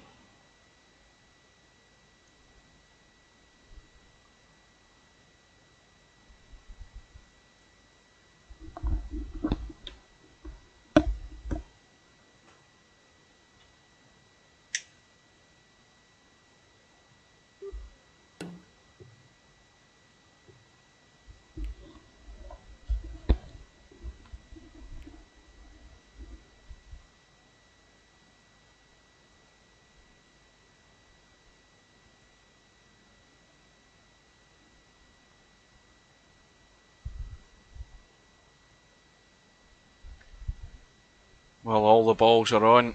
Need I say more? If you get ball in hand, you'd expect Stubb to run out, but he's made a complete balls of that one, because I think he wanted to get on the short side of the two to play it long down at this bottom pocket here on the left hand side, and he's only left with a safety. And it's not a difficult safety to get out of, it's just difficult to leave a safe once you've played the kick shot. Trying to play it dead weight. That'll do.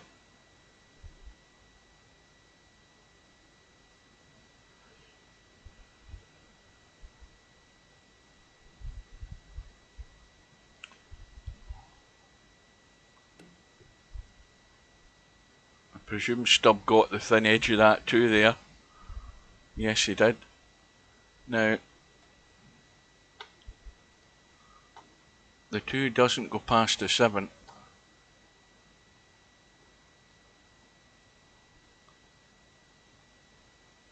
Or does it?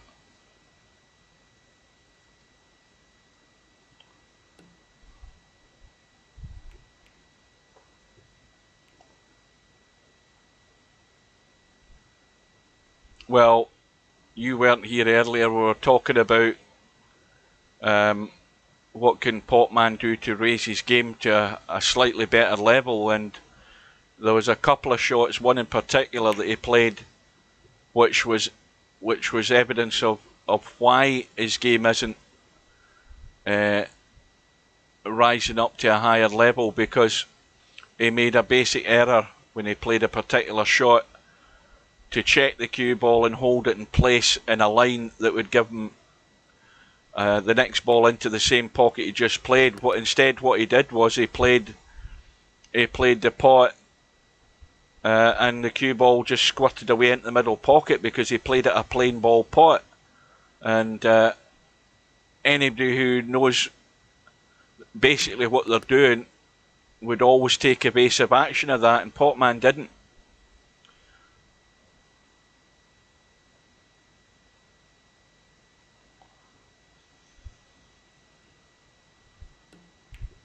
Well,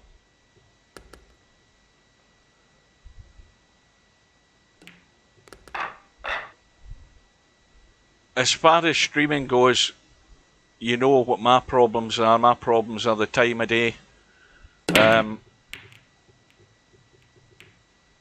mean, I've been off for a fortnight, so I don't know what my shifts are until I get back Monday. But, you know, Friday night 9 balls are getting knocked in the head at the moment because I've been starting earlier on Saturday mornings for the last few weeks. So the same applies to any streaming that I do. The matches have to be at a time where I can not only start the match, but I can finish it. And if it goes on too late, it goes past my cut-off time, which when you're starting at 5:30 in the morning and you've got to get in your bed, then it can't be any later than, I mean, a match can't finish any later than 9:15. So there's no point in me doing Friday night 9 balls and just quitting in the tournament when it gets to that time. There's no point in starting them. And likewise for streaming any tournament matches.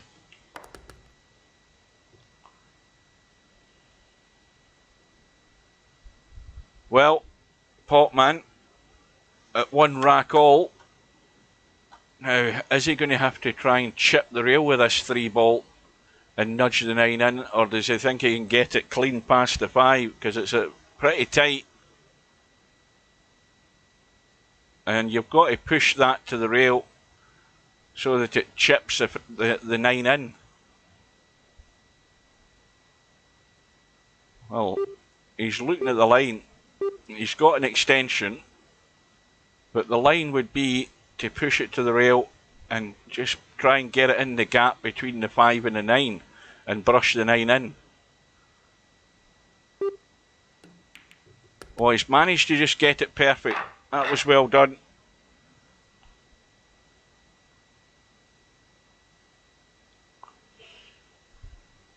So, Potman has a 2-1 lead. The break is dry, and Stubb has no shot in the 1. He looks as if he's maybe banking this up and down the table and trying to avoid the double kiss here. Yes, he is. That's what he tries. See, Stubb's taking risks doing that, because anybody with a half an ounce of common sense that comes to the table with the table in this position should have a good chance of getting to that 5 ball. And that was a big risk that Stubbs took there. He could have played a half decent safety, but he took the risk, and he might pay the price. Now, Potman is dead straight in this 2 ball, and he's going to be awkward on the 3. It's going to be an awkward cut.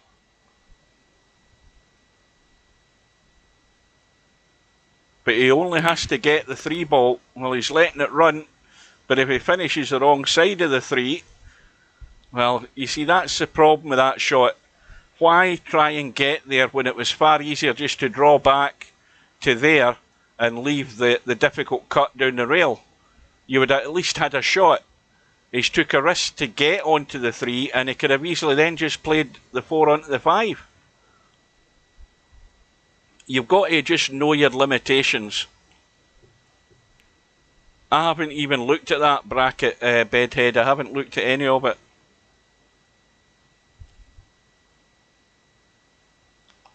I don't know who's playing who yet. Well, I think Stubb can chip this in off the rail. He's just got to get the line right, and he'll have the shot in the 4 and 5. But Potman should have just taken his medicine there and drawn back and left a long cut in the 3. He would have been having these shots that Stubbs had right now.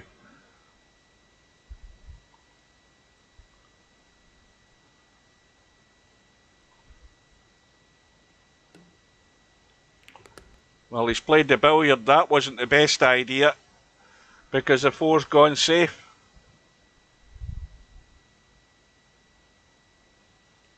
Now, well, you could pick the line.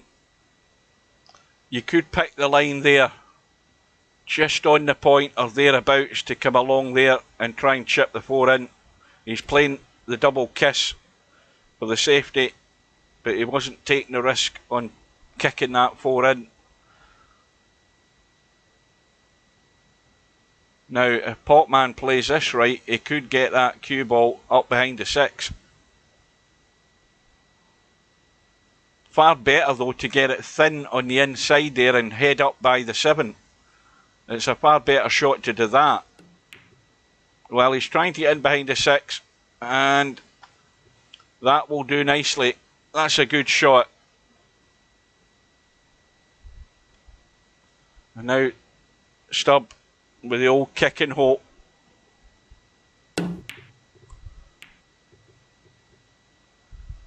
Cue ball's going to spin up by the 7, and so Potman should be on the hill. Just pot the 4, leave the cue ball anywhere in that top half of the table for a sight in the 6, because all he has to do is roll it in. And of course, Potman's money ball has gone, so he's going to have to run them out. And there's no reason why he shouldn't here. It's just a simple run out. Pot the 6, stun it in, get the cue ball off the rail, and roll the 7 in and go through far enough for the 8 so that you're coming on to the 9. But don't, well, he's okay. Still the same shot, just got to stun this 7 in. Don't be rolling it in dead weight, because then you're leaving yourself the cut in the 7 and the cue ball's running. He should have stunned that in, but I think he's okay. He can still just kill it off the 8. So Stubb is going to have to do it the hard way.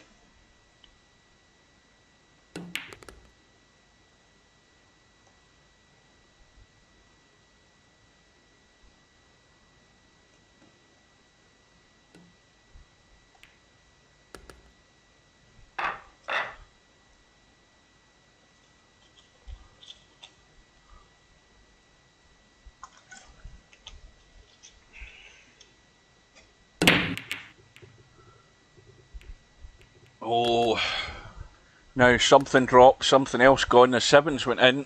We've got a 3-9 combo. And Potman, in fact, the 2 ball has gone. Potman should have the match won here.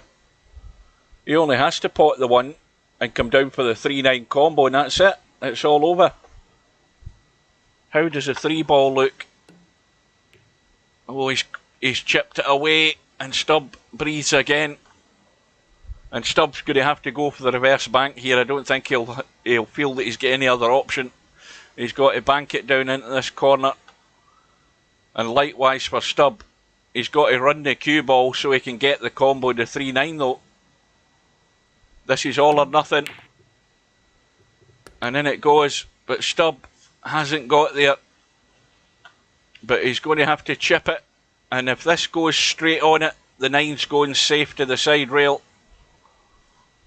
Is it the bank on the 3 as well? 3 onto the 4? Or is he playing the cut? You see, that was why the 9 was never going to go in if he hit it full in the face. And Potman, well, what does he do here? Because the 3 ball is very tight to go in off the 9. And it's an awkward angle to try and play a billiard. He needs to avoid the double kiss and chip it across and hit it hard enough. Well, is it going to go in off the 9? You need to convince me it will.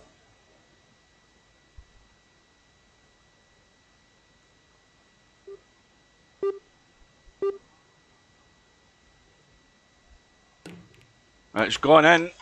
Where's the cue ball? He's chipped the 4 in. Oh dear. Well, the bank is on for the 5. Yep, the bank is on. Now, at that angle, he looks as if he's cutting it down the rail. That's not going to hold the line. And Stubb survives. I would have went for the bank there than the cut. I think the bank was a far easier shot to play than playing that cut down the rail.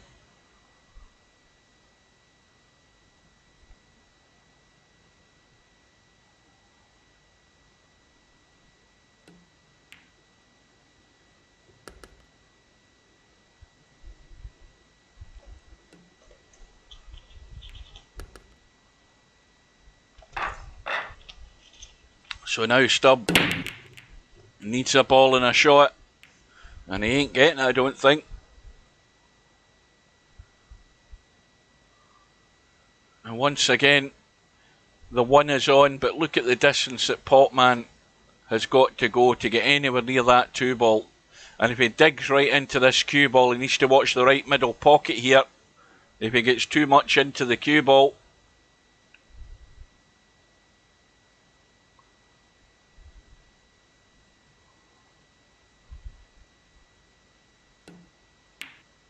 well, he's just making sure of the pot. So now it's a really tough cut in the 2. And you would think that if Potman misses here and leaves a shot on, we're going to be all square.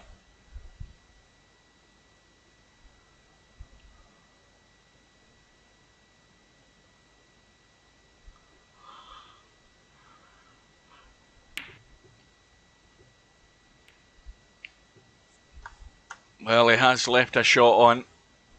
No cover with the cue ball. And so Stubb needs to get up the table. And that looks a good pace. That will do nice. He might be the wrong side of the 3 though. He's slightly the wrong side, but he can certainly get onto the 4.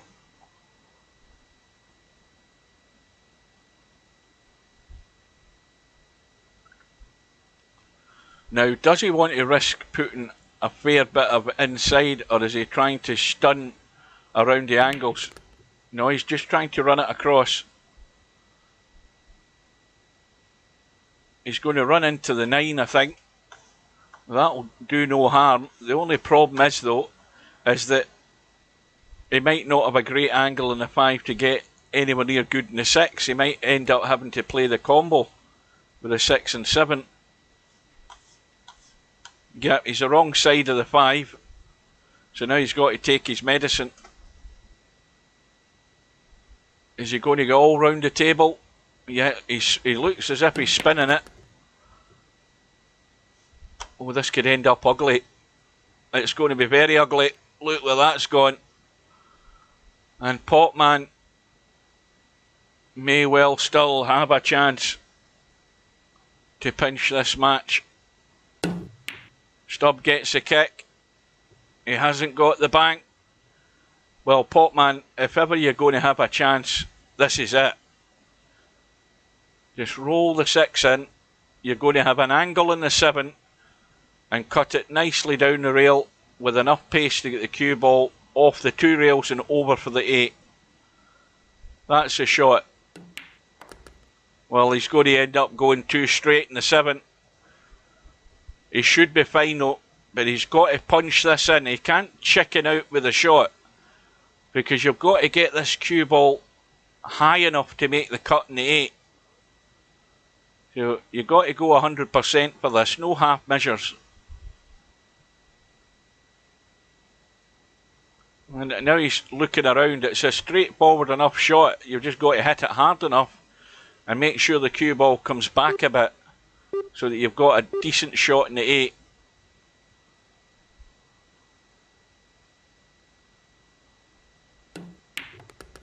Well, I see he's away, letting the cue ball run. That wasn't necessarily the shot, but it errs on the safety side. So now his dilemma is, does he just roll this 8 in and drop through it at the bottom rail? As long as he goes far enough towards us, he'll have a 9 ball into the middle, or he could leave the 9 long. And that will do. He's just slightly the wrong side of it, but he's got all of that far jaw to use for the 9 to drop in. So this for the match. And in it goes. And so Potman has taken his chance, and he's beaten Stubb on the 1 lost side by 4 racks to 2. Now, quick look at the bracket, and we'll have a look over on the winner's side. And Larry is 6-5 behind against LS3. Let's get in there. And LS3 at the table, getting the 7 ball, and would you believe it, commentators curse, it never fails. As soon as I've come in the room, LS3's blown the 7 ball, and Larry breathes again. Don't say it never fails, because it never fails. Bedhead's my witness. I just joined the room and LS3's hung the 7, and we're going to a final rack decider.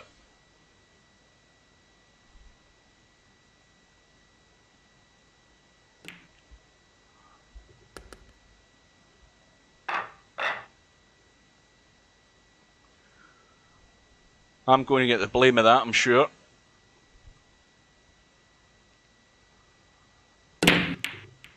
So LS3 had the match in her grasp, and it's all going pear-shaped, but Larry's broke dry in the deciding rack. LS3 with an awkward shot in this one. Now, if she can go down the table in the gap between the 3 and the 9 and come back up, she'll be fine. Well, she's ran into the 9. It's gone a bit square, but still expect her to get this. And just come back across. Well, she's gone for the bank. That was not the shot. It had to be the cut. And just bring the cue ball back across for the 3. And she's almost got away with this here. Apart from the fact she's left herself open for Larry to lock her up there.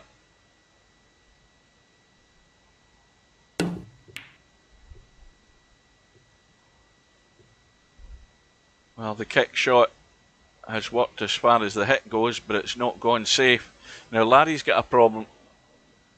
He's going to be running into traffic unless he takes evasive action. He looks as if he's going for the gap between the 4 and the 5. Or is he going long? He's going long, but he's missed it by a mile.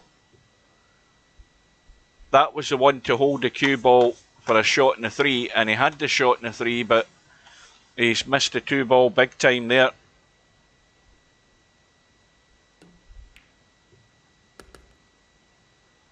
So LS3, remember, she needs 2 the 7 ball, and the 6 ball's going to be the problem. If she can get that far. I think she's just overhit this too much as well. Again, overhit because the cue ball's going to run away from the 5, and once you start having to run the cue ball a lot more, then there's a lot more problems that can end up getting in, out of line in the next ball, and you keep struggling and struggling. Now the pace in this one, is it going to hold up? Oh, I think she's blown it.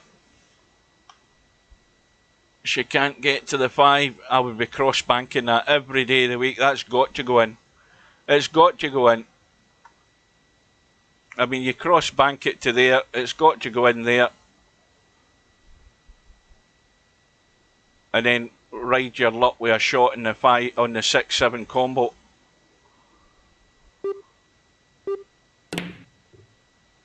Well, that's got enough pace, it might get there. Then again, it might not. But where's the cue ball going?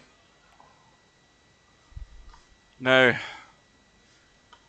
well, does Larry think he can cut this and avoid the scratch? He might just be hitting the point.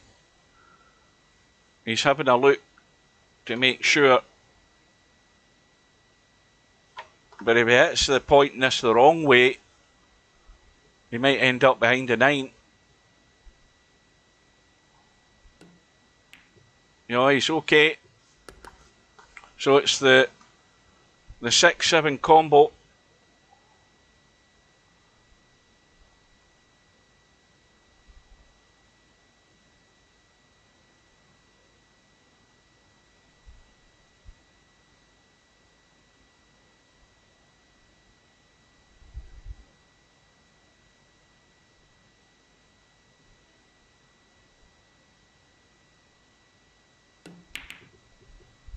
Well, the reason that was so difficult is because Larry wasn't in the line to play it comfortably, but he has escaped big time.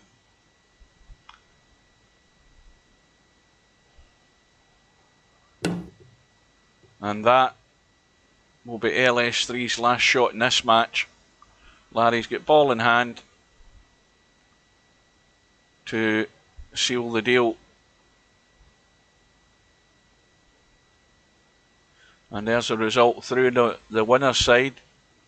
Bankster has gone through in a final rack decider as well against DJ Redo, as Larry's about to do here also in this match.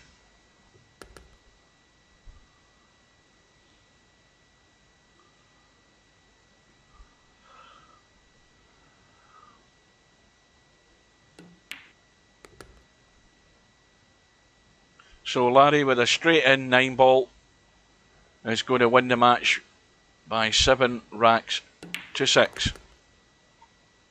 And LS3 moves over to the 1 loss side. And meanwhile, Larry is now in the hot seat. He's in tonight's final.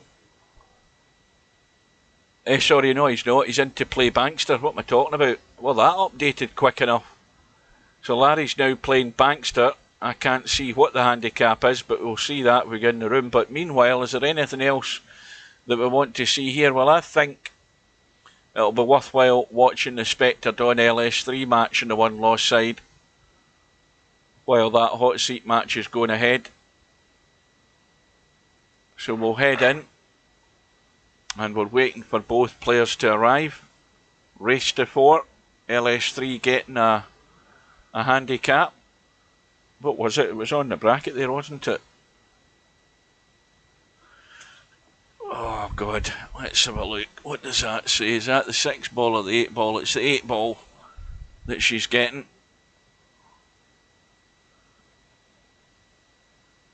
I'll have another quick drink.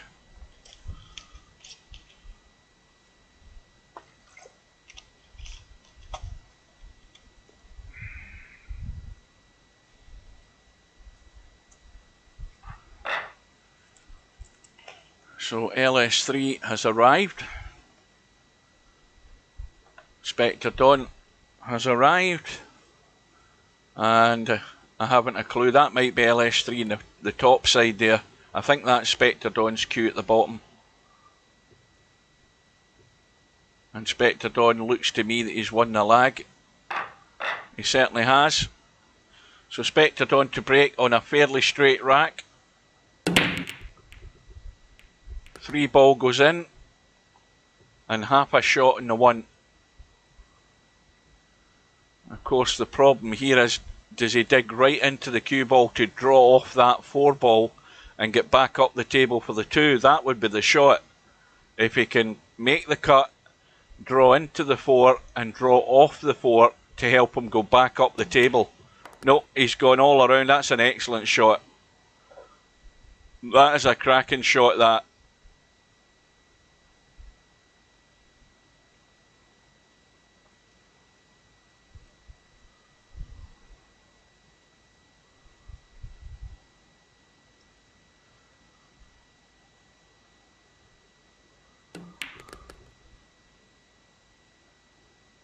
Well, now again, this is a no man's land shot. He's right awkward on the side rail. Wrong angle on the 4, which means it's going to be slightly more awkward for this 5 ball.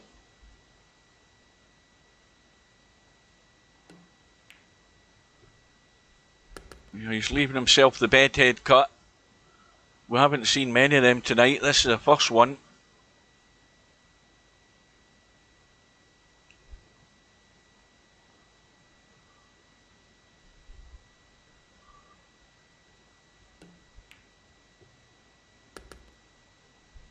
But the pace in that shot was nice. Just dropped it in, let the cue ball do the work.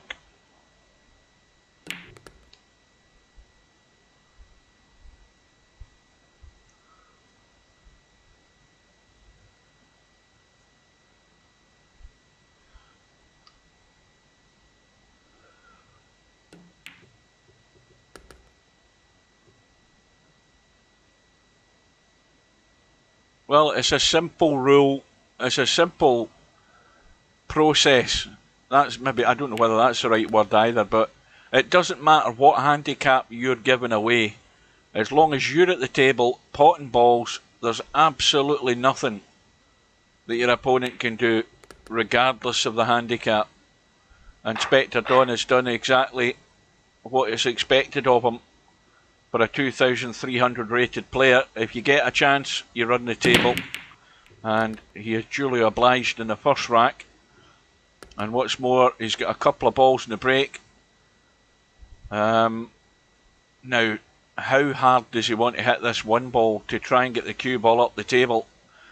Because the 5 and 6 have gone down. The 2 balls at the bottom end of the table here. This is a tight shot in the 1. And completely the wrong angle to get anywhere near the 2.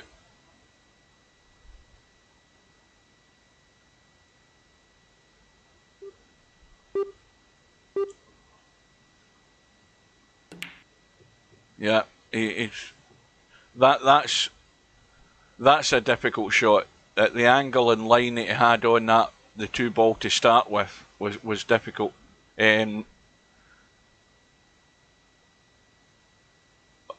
the 1 ball. Now the question now is LS3 up to the task? She has to get, well, the combo's easy enough, that solves that problem. So we're all square, 1 rack all. Balls going in the break. Unfortunately, the cue ball was one of them. So it's a scratch, and immediately the chance has been given back to Spectre Dawn to run the table to get into the lead.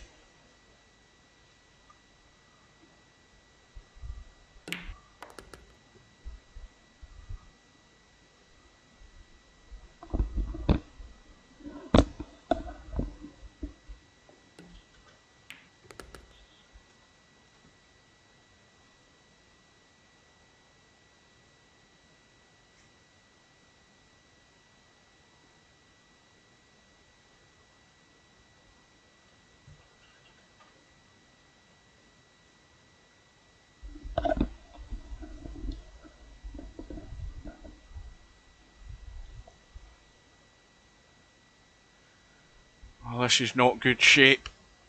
It's a toughie. Perfect little bank and perfect little positional shot for the 4. Another excellent shot by Spectre Dawn. Well, is Spectre Dawn's amount of practice that he gets in 9 ball going to give him a better chance of doing something in this up and coming tournament?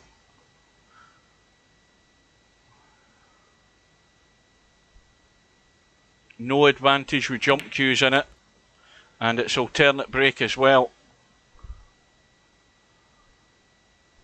So the onus is very much on getting a ball in a shot and running out when it's your turn to break. Spectre Dawn is going to run them out to go into a 2 racks to 1 lead.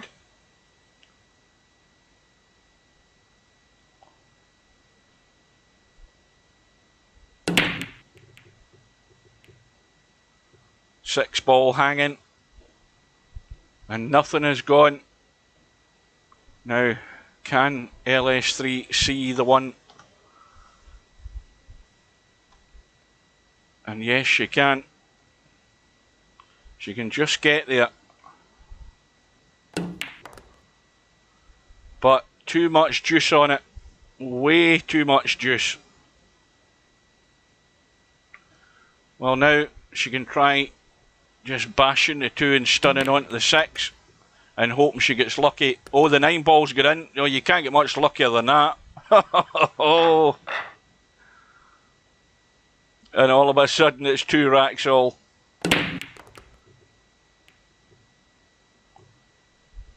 Well, this 2 ball needs to get out of the way. Oh, it's just nudged the 1 into the line of the 5, I think. Or has it gone far enough? The 1 will pot. It will just go. And the cue ball coming back across the 2 into the same pocket. And she's the wrong side to get onto the 4. Now, you've got to check this big time and hope you get lucky. Well, she's brushed into the 5 and missed the angle in the pot in the 2. But it's safe. Good evening to Cobra. I think you're the only one here. Everyone else has fallen asleep. Not that there's a great deal of people in here.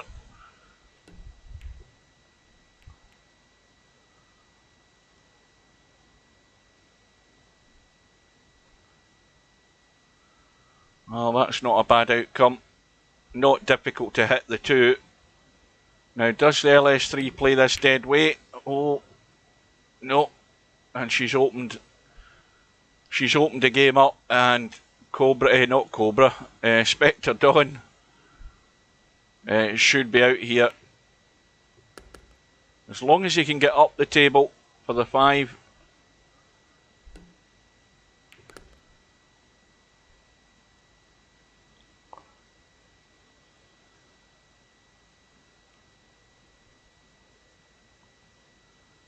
Now, is it in behind the 8 and 9? No, he's drawn to avoid it. And what's the angle like here? Well, it's back out into the middle of the table by the look of it. And that needs to just bounce a wee tad, and he can... Well, this has got to be careful here, by the way.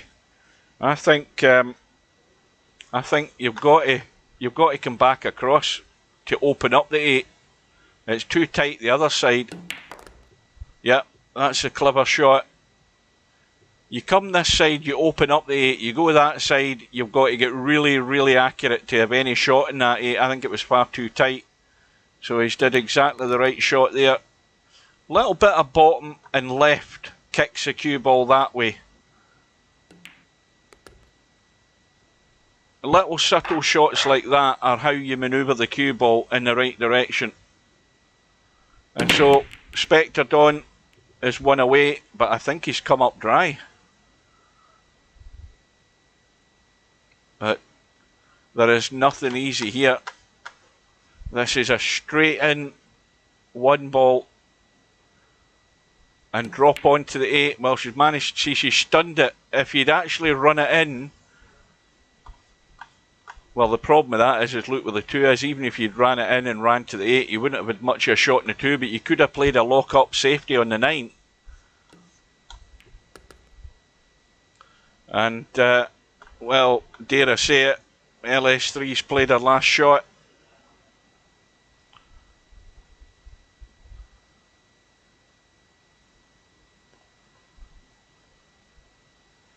Well, you'd think it's really got to be a bad positional shot here that's going to prevent Spectre Dawn running out. He's at the wrong side of the 2, but again, using that reverse English there just to check it in the rail and come back towards us, brings it into play in the 3 ball.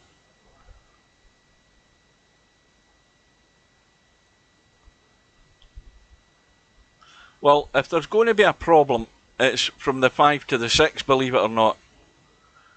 For the simple reason the 6 ball isn't on a rail or close to a rail on the top end of the table, and that means that the cue ball can find an awkward place up there.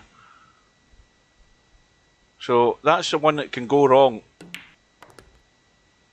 Oh, has he hit this too hard, or is he okay? He's hit it too hard. And LS3 has a lifeline. Well, I thought the 6 ball might be the problem, and it has proved to be the problem, but it's proved to be the problem to get on to the 4. But that's an excellent shot by Spectre Dawn. The weight is perfect, the cover is there on the 6, and LS3's got to have a blast at this and hope she gets the kick right. She can pot the 4 if she gets it. How does that look? Well, do you brush the 4 to the side rail and play it safe, and therefore conceding control of the table to LS3, because she could maybe put Spectre Dawn in trouble if he does that? No, he's gone all out for the pot, and he tried to use as much of the pocket as he could, and he could be in trouble now, because this looks fairly simple enough to me to lock up behind the 5. But if well, she looks... I don't like the way she's playing this. Not at all. That was not the shot, I'm afraid. You've got to play the right shot. And that's left a thin cut for Spectre Dawn. That is not the shot I would have played, I can assure you. That had to be a little drop in behind the 5 ball.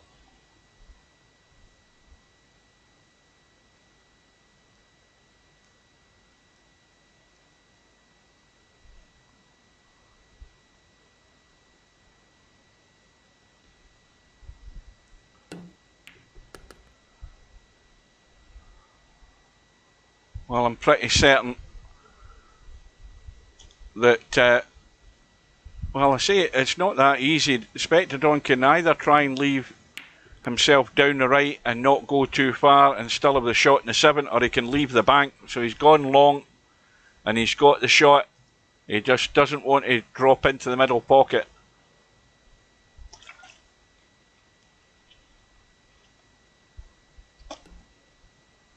Oh, he thinks he can drop it in. That's well played. I wouldn't have done that because I would never have been able to see the angle.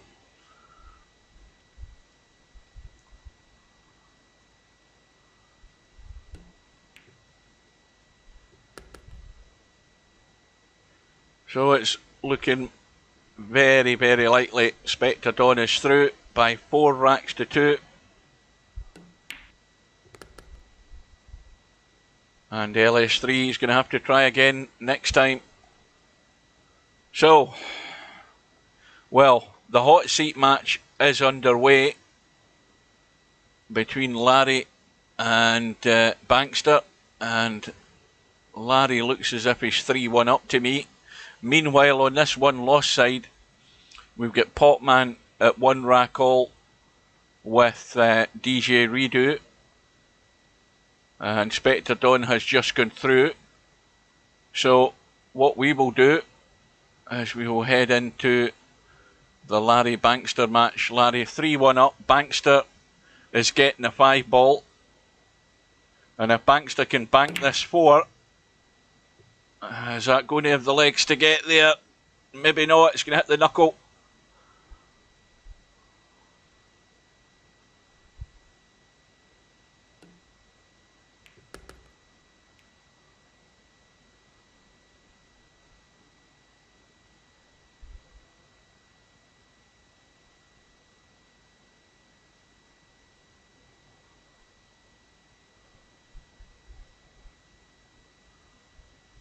Well, Larry's looking around. The biggest decision he's going to have to make is whether he's trying to leave a long 8-9 combo. That might be what he's going to do at the distance he is in this 7 ball. Or does he try and come back down to the bottom of the table? No, he's going to leave the combo. Well, it's got to take that line just to nudge the 9 in. And then it goes.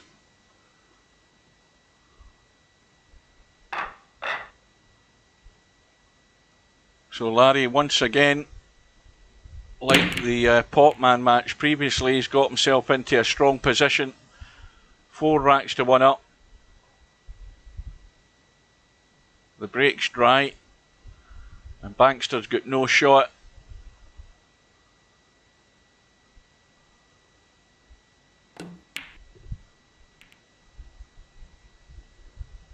And well, he could have played that better. That's given Larry a start. 1 ball, 2 ball over the middle. The 3 ball's the problem. Now, if he doesn't get good on the 3, he can certainly make it very difficult for Bankster. He's got a fairly odds-on chance of locking Bankster up here where this 3 ball is. I mean, all he needs to do is finish this side of the 3 and drop the 3 ball over and lock the cue ball up behind the 9. And he's trying to get the short side. That was excellent.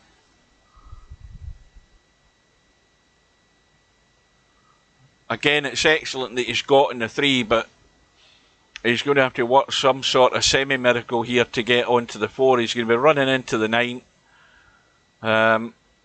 He's going to maybe finish over the left-hand side of the table unless he tries to draw off it. But he's not risking it. Far easier to play a half-decent safety than going for the pot when you can't get to the 4. So he done the right thing. There's many a player would have potted at 3 and let the cue ball get up the table and hook himself behind a 5.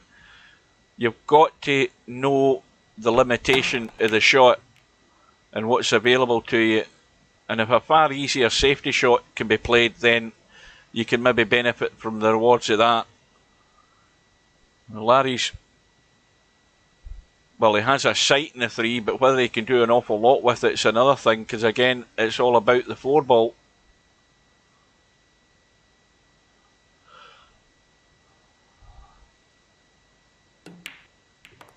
Well, he's taken the risk and it's backfired. Run into the 4, the double kiss has sent it down the rail and he's hooked. And of course Bankster only needs the 4 and the 5 ball to pinch the rack if Larry can't get this hit and get it safe.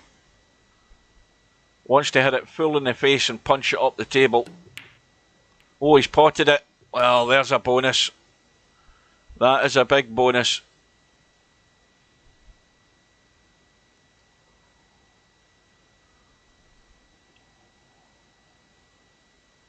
Always expect the unexpected.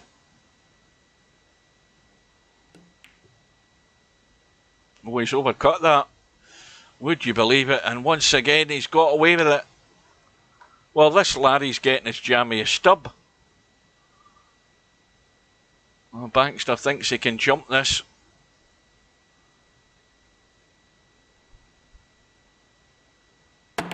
Yeah, I needed a bit more convincing that he could do that. And that's now made it an awful lot easier for Larry with ball in hand. Just looking at where he wants to be playing the 7 ball.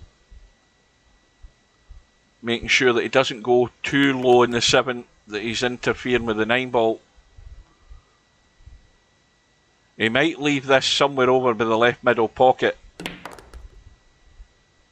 Yeah, that's making sure 100% that you can see the 7.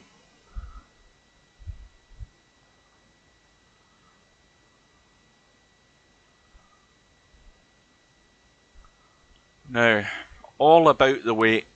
He's letting it run and he's overcut the 7. And Bankster, 4-1 down, his money ball has gone. So he's got to get this cue ball out of there. And he should come down and have a look at where that 7 ball is in the pocket. It's really tight in the corner. Has to get the cue ball out and have a sight on this 8 ball.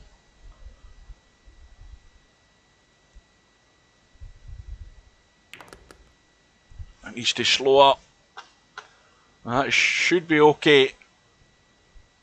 Now, anything but running into the 9 ball would be the order of the day here. And the line that he's got here, unless he's doing something with the cue ball, he may well run into the 9. Yeah, you see, well, that was a bit fortunate, but it's worked out. He'll take it.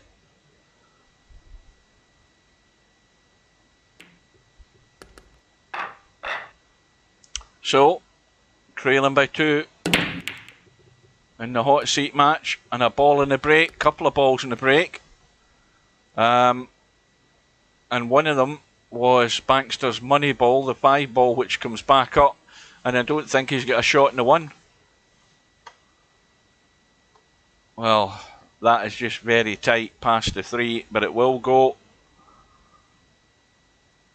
But he doesn't look as if he's playing it.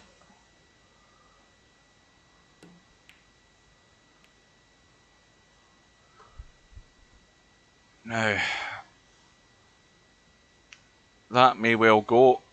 I think Larry can maybe just catch the edge of it. Can he catch enough of it though to pot it? It's very tight. And the answer to that was no, and I don't think he played the pot anyway. I think he realised that. And he's played a decent safety. That will do.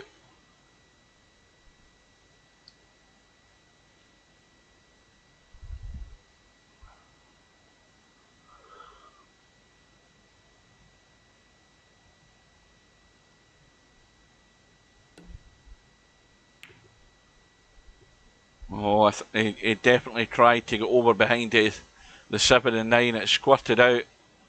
It's okay though. No major problem. Now, what does Larry do? Is he trying to bank it into the corner? Top left? Or is he trying to billiard? No, he's going all out for the bank. But again, I think he's okay. Yep, there is a combo on. Once again, it's you're not lined up behind it. It just makes it a lot more difficult. But I think he's got to go for it.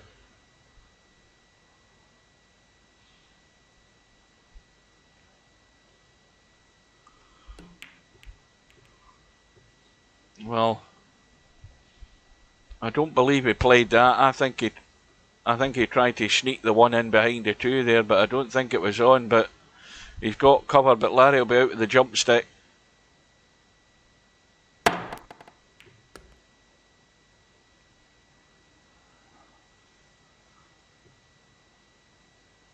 Well,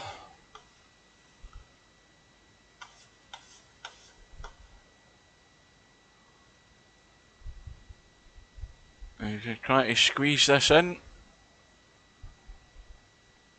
Yeah, he gave it every chance just to drop in past the 8.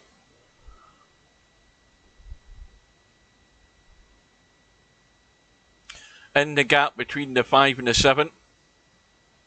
Just a nice little pace to drop the 3 in.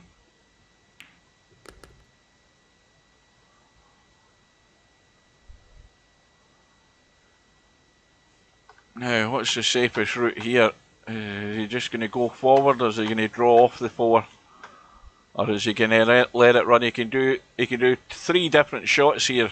He's got a choice. He's just hampered by that 7 ball though. Yeah, it's up and down. The pace looks reasonable. The line is a bit high though. But he's got all the room in the world to get on the 7, so he doesn't really need to worry about the positional side of it. As long as he's the top half of the table, he's going to see the 7 ball.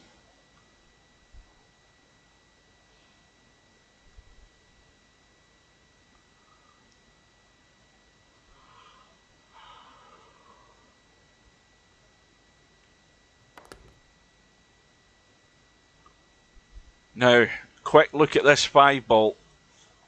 You've always got to be careful, and I'll tell you something.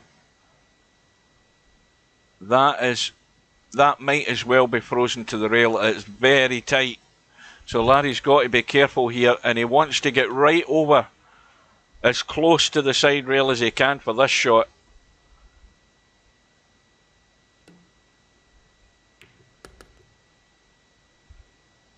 This has got to be hit flush. He doesn't want to chip this onto the rail too soon, or it will lock up in the jaw.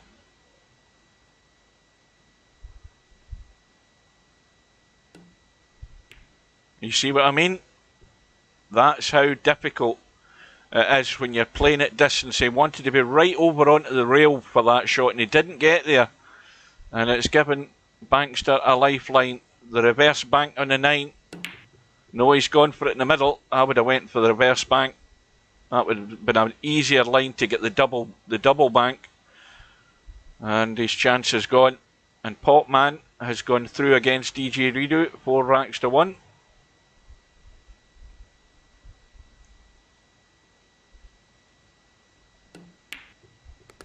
And meanwhile, Larry now stretches the lead to 5-2. This to see who gets to tonight's final.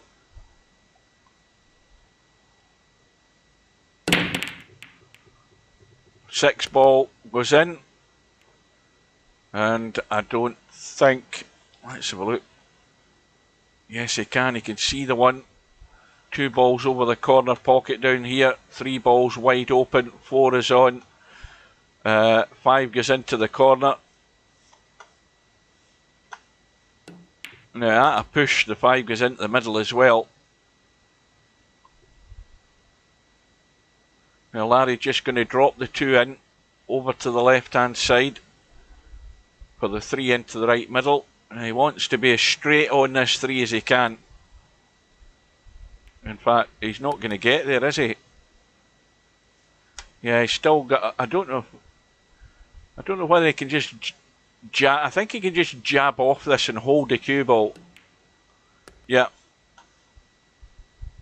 Now, ideally, if he ran off the rail into the 7, that would be pretty good enough to get on this 5. Yeah, he's avoided the 7, but he's hung the 4. Unbelievable. And Bankster comes to the table with just a 4 ball, and getting a shot in the 5 is all he needs to pinch the rack. But that 5 ball is again deep in the 4 balls deep in the pocket, so he's got to make sure he gets the cue ball out of there. And remember, that 5 ball goes into the middle if he ended up down the bottom of the table.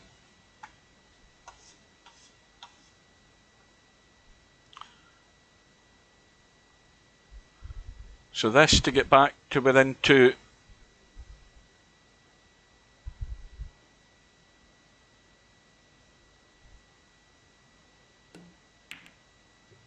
And that will do. So Bankster with the break and a fairly straight looking rack. And a ball goes in. I think it was a 4 ball. And what else went in? Yeah, just a 4 ball. The 1 cuts into the middle. The 2's in the open. Well, he should be out to the 5 ball. There's not a reason or a problem as to why he shouldn't be. And as far as I'm concerned, he's a fairly sensible enough player, this Bankster guy.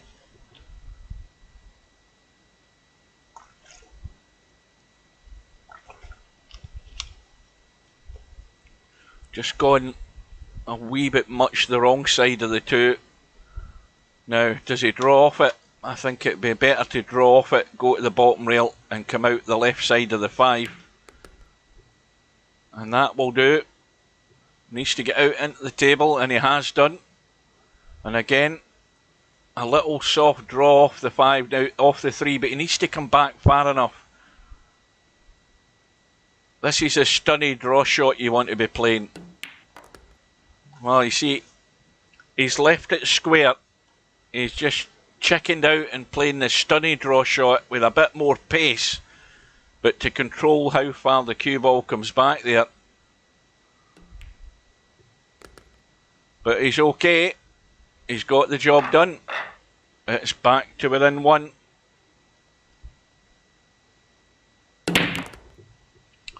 And another ball is flowing in. Cue ball's threatening to scratch.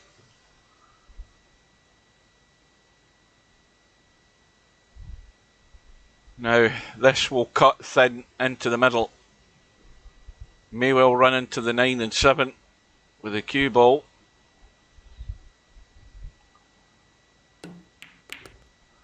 He's hit the 9. More to the point, how's his luck getting on the 2? It's not too bad.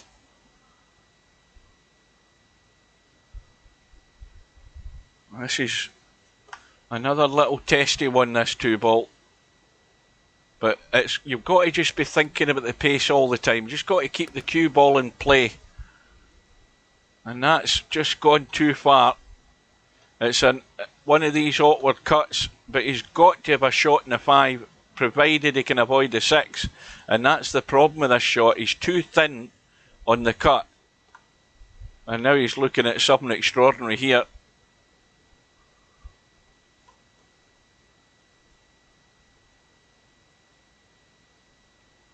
Yeah, that's just asking too much. Well, it's not easy.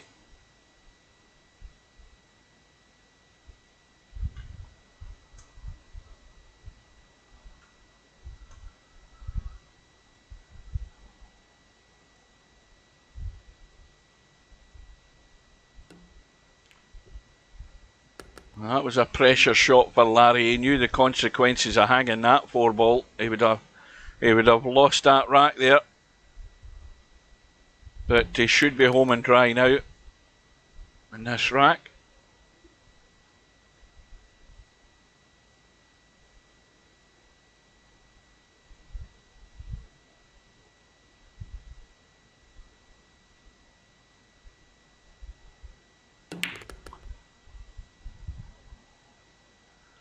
Let's have a look at what line he's got. Well, this is simple enough, just to run to the top rail, come back into the table, left side. And this shot, end rail up to the middle of the table, cut the 9 into the same pocket. That's the order of the day for here, these 2 shots.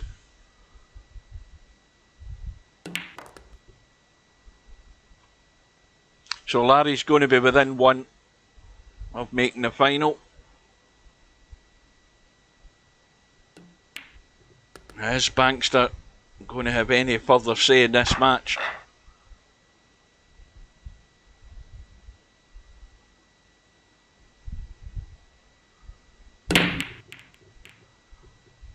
Well, the break. Well, the 5 balls just get kicked in there by the 3, I think it was. And Larry's also left himself the thin cut in the 1, or the straightish pot on the 1 if he wants it.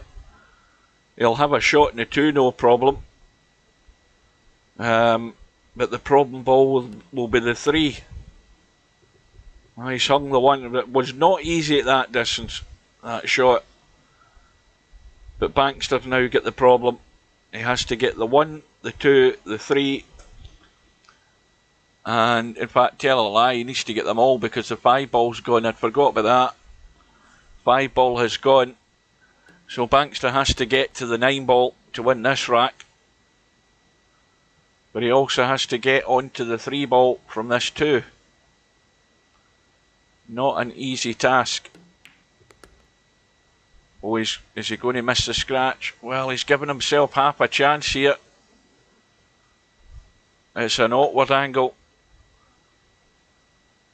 And the thing is, if he gets too much into the cue ball, he could hook himself behind the 7. Well, he's missed the 3 anyway. And his chance is gone as quick as it came.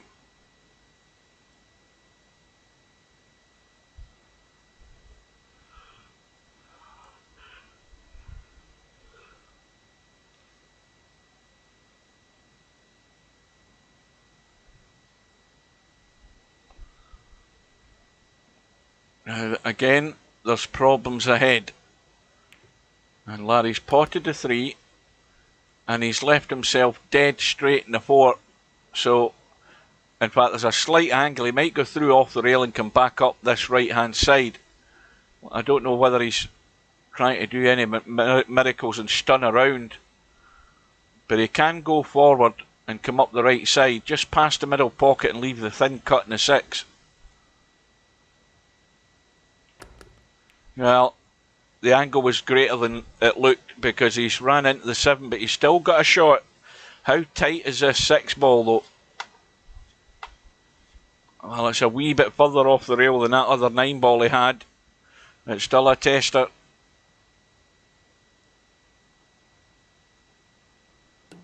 Got to go high enough in the 7, and he's overcut the 6. And Bankster survives. Now, is Bankster going to have a blast?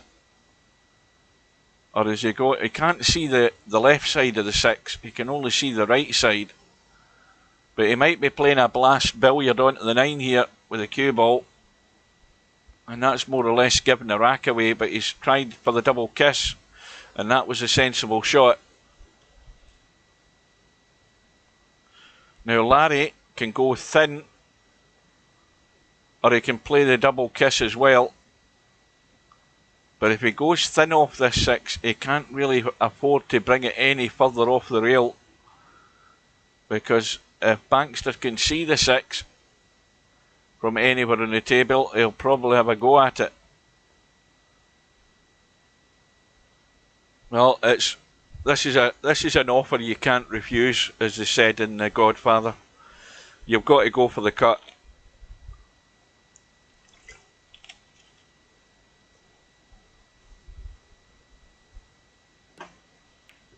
Well, he's refused it, and that's not a great effort. Larry will play the cut in the 6 into the top left. Trying to get cute there and lock that cue ball behind the 8. It hasn't worked out.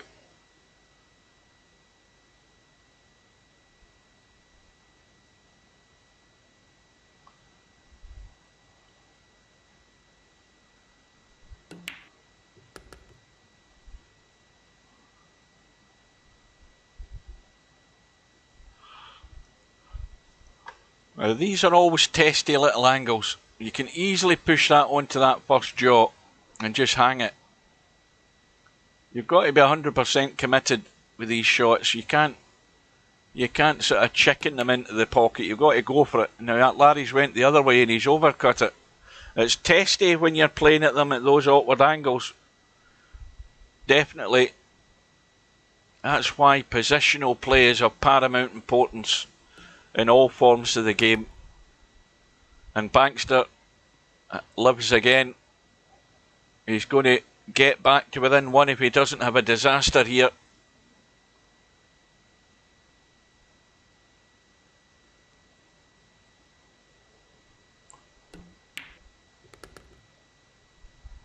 And he's going to have the break, so anything can happen.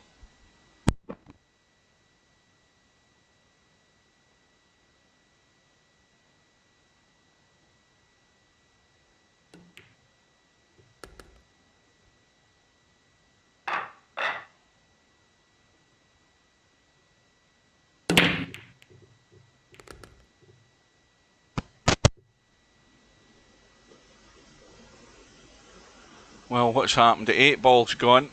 It's going to be a 1-3 combo across table to the corner, just a gentle one. And he's got to hold the cue ball. He doesn't want to run behind the 6. He's just jacking up to hold the cue ball and make sure, but he's hit it too hard. You've got to roll it in gentle.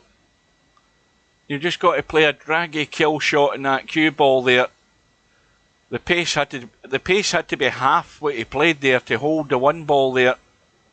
And now he's having to bail out. He's going to have to spin this onto the 1. He's got an edge. How's his luck? Well, it's not too bad. Now this is a delicate little shot here. Let's have a look at what he's got. Is he going to try and really thin this 1? Larry's in a bit of a dilemma here as to what he does, because I'm certainly in a dilemma. You can't cut it that way and brush onto the 9. Well, he's tried to.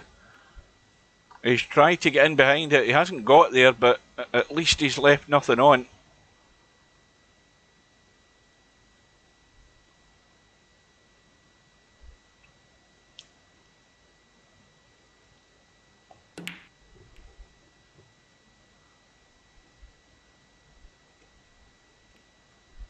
Well, that's ended up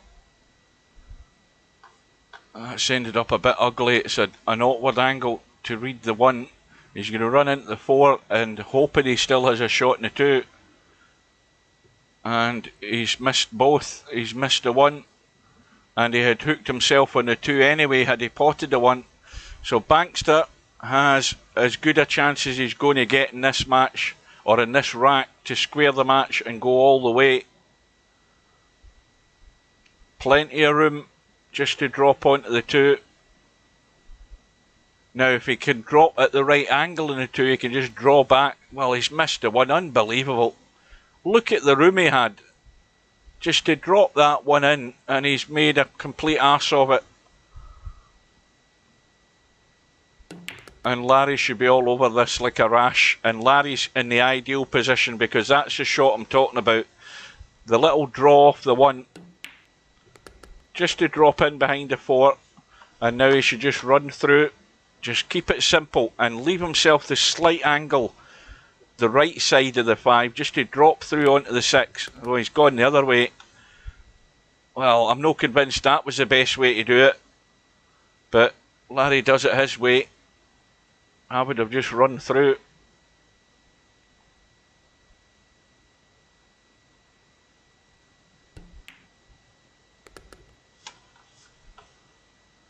And that's not bad. Now, how does this 9 ball look? Because again, this 9 ball is extremely awkward.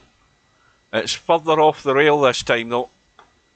So if he can get anywhere over here, well, I think he's tried to chip it there, but he should be fine. The angle's nice enough to stun this 7 in and just run down and get as straight as he can on the 9.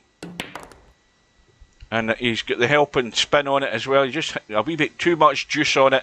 Got to be careful with this knuckle here. If you send it too soon to the rail, you'll catch the knuckle. And that's what happens. The commentator's eye sees it again. And we should be going all the way. Bankster should be nudging this in. Bankster thought it was all over. And those shots are always difficult. Whenever there's an object ball close to those middle pockets and you've got to send it down the rail past the jaw, if you just send it to the rail too soon, you'll catch the point every day of the week.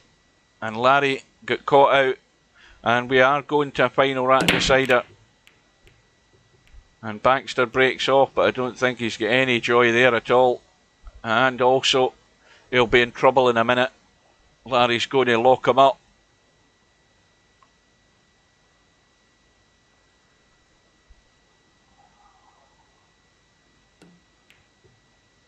Oh, he's went for the pot. Well, Larry's taking it into his own hands here to get the job done, but again, he's left himself needing to get really good on this 3. Well, this is going all out here. You've got to be riding your luck a great deal here to still have a shot.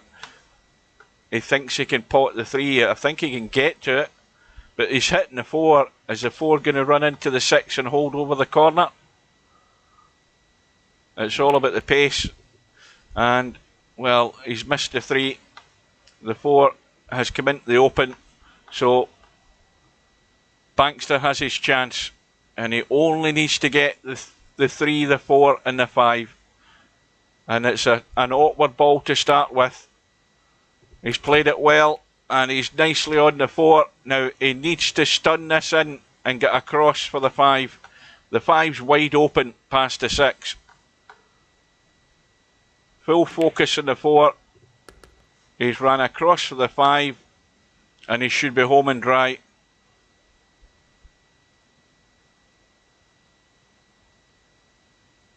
So this for the match, and to get to the final. And in it goes. And that's what the 5-ball money ball does for you folks. If you can pot a ball or a couple of balls to get to it, you've got a good chance of winning racks, and Bankster has done it. And Larry moves over to the 1-loss side. So now we've got a bit of a battle going on. And Spectre Dawn is 1-0 up on Potman. And we will head on in there. Bankster can go and have a coffee break. In fact, well, I can't read that bracket at all. I thought that was 1-0, but it's actually 3-0. So Potman's clinging on for dear life here, and he's got the 6-ball, but he's going to have to play a combo, and he's got himself tight in the bottom rail. He's going to have to run the 5 in and run through and come up to about here, as far as he can go to get that 6-ball as straight as he can onto the 7. So he's got to hit this hard enough. He's underhit that by a mile. That needed to be up here to be looking straight on that. So now he's got a tough shot. He had to overhit that to get it down there, but he's still got half a chance. And this is all or nothing. It has to go, or he's out. So use your shot clock, and he's made a hash of it. But he's made a hash of it because he didn't hit it hard enough. He had to be right up the table. You had all the room in the world, oceans of space, to get as good a line as you could in that ball. And I think he's got away with it though. Yep. And now it's again an all or nothing blast on the 6. The old hit and hope.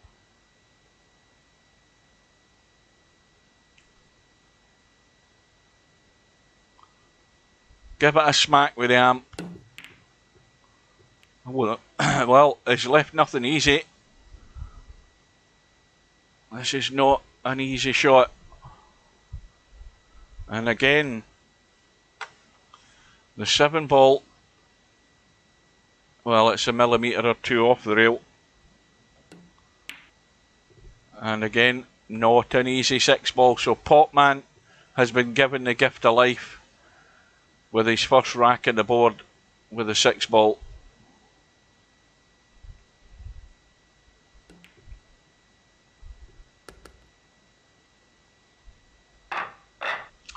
Now he's praying for a ball and a shot. They're all very straight looking racks to me now, I'm afraid. And see how that's a dud one. He's gone too far to the left side there, and it's ended up a dud break, and not enough balls have got to a rail. That's what can happen. And so he's given ball in hand straight away to Spectre Dawn. And he's just trying to plot a way out here. Obviously, it's going to have to be a 2-7 combo and run into the 3, and again just hoping he gets lucky. to still have a shot in the 2.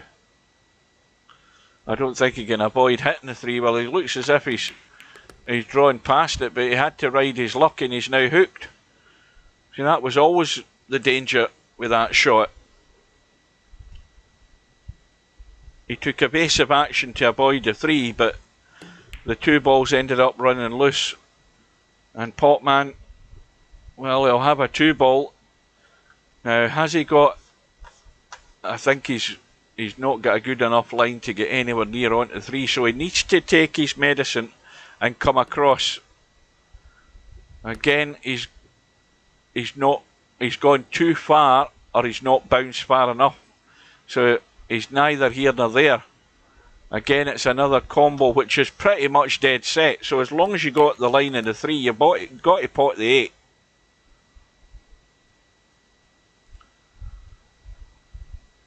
And this time, Potman's 6 ball extra money ball has gone, so he has to run the table.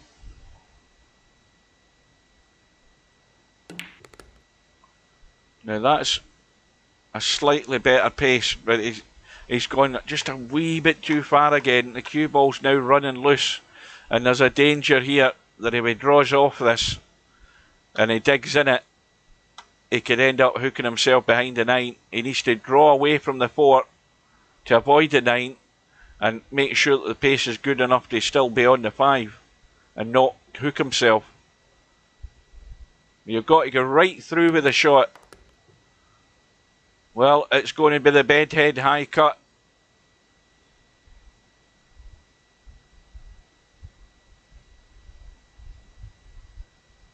He might run into the 9 here as well when he pots this 5.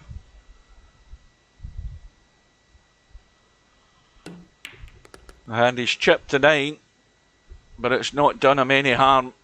He's fairly straight in to get it back to within 1.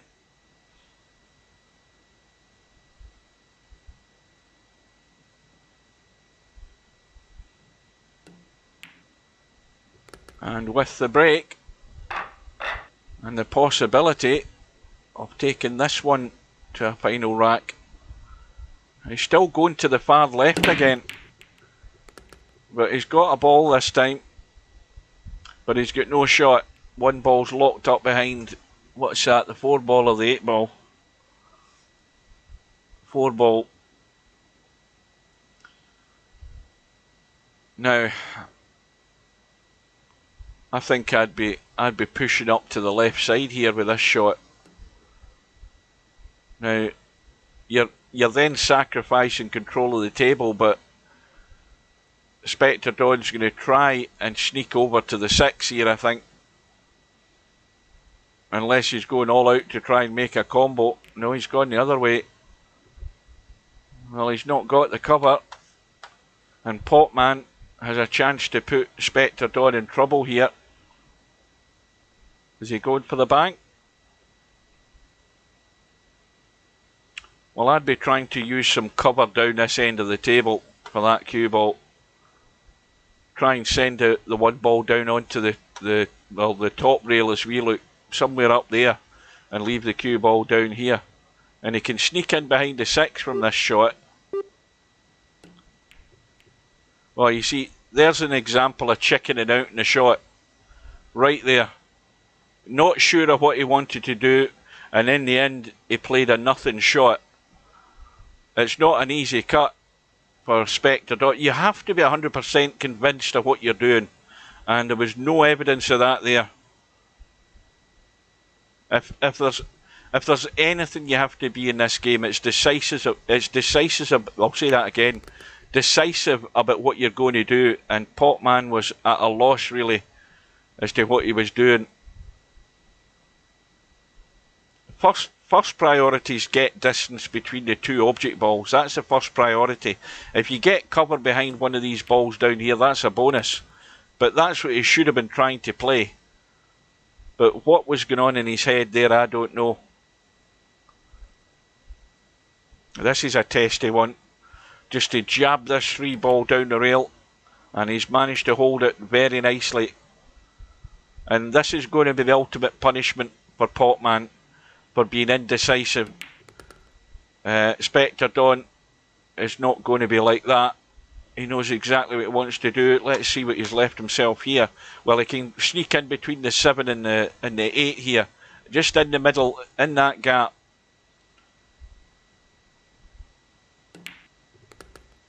Just like that. Now, what does he want to do? Does he want to be just killing the cue ball, rolling the 8 across the table? Yep, that's the order of the day. And likewise for this, just a roll through, because he can't come back. He's too close to the rail. And Potman has suffered the ultimate penalty. He played a duff attempt at a safety shot, and when you start doing that against your opponents, they're just going to wipe the floor with you in the end. So Potman had his chance there to put Spectre Dawn in trouble. He failed in all counts, and that's cost him the match. And Spectre Dawn wins the match by 4 racks to 2. And now, while Bankster is in the final having his second cup of coffee, we've got Larry against Spectre Dawn to see who plays Bankster in tonight's Race to 9 final. So the room is up. If I can get in it. Spectre Dawn, in fact, we're in straight away. I don't know who's who here, but the one in the top has won it, and it's Spectre Dawn. Now again, this time it's a scratch match, no handicaps, race to 4 to see who plays Bankster.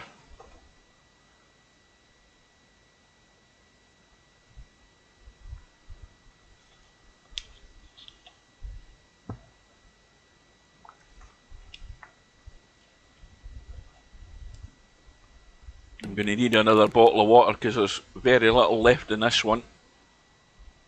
I'm sitting here stewing. It's about, what temperature is it in this room? Let's have a look at the thermometer. It is 30 degrees in this room. It is 86 degrees Fahrenheit in the room.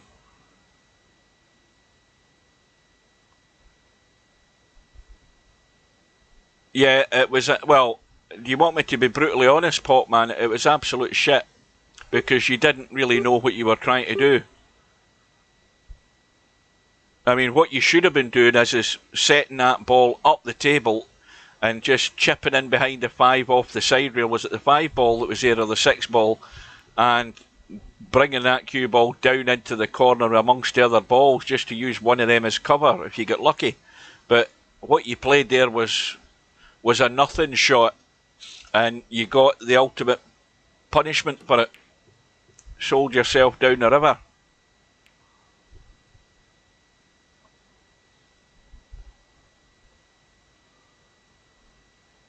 Yeah, well, you chickened out and didn't execute the shot. That's what we're talking about. And Spectre Dawn has played a duff one there.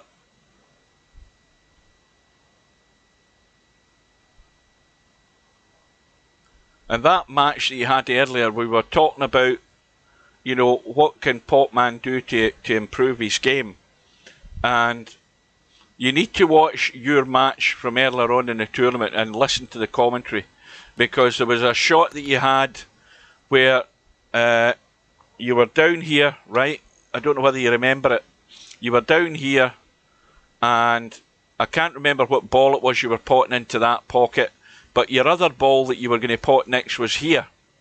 So the shot to play, in fact, you were here to pot this object ball. So the shot to play was to pot the ball with inside left English, so that the cue ball checked off the rail there and come back here, so that you'd have your shot in your next ball that you needed. Now, what you did for some strange reason was totally ignore the shot that was needed and required, and you hit a plain ball shot by running the ball in there, remembering that your next ball was here. You ran it off the rail, plain ball, and the cue ball went straight into the middle pocket.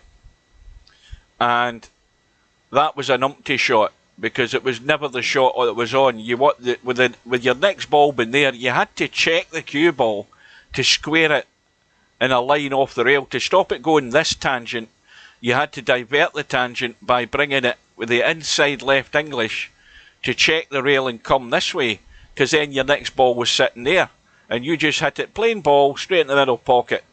Now, that was a shot of somebody that didn't know the shot that had to be played and just played a straight plain shot, because I don't know what you had in mind of getting onto that next ball, because you were leaving the cue ball too high up the table anyway. No, it's the cue balls. No, the cue ball. You can. You know what Scotty says in Star Trek. You cannot change the laws of physics, Captain. That object ball's only going to come off that line on the rail from the same angle as the line that went on it. When it goes to the rail, right? Let me get turned round. Hang on a minute. When that object ball, the cue ball, you've potted the ball.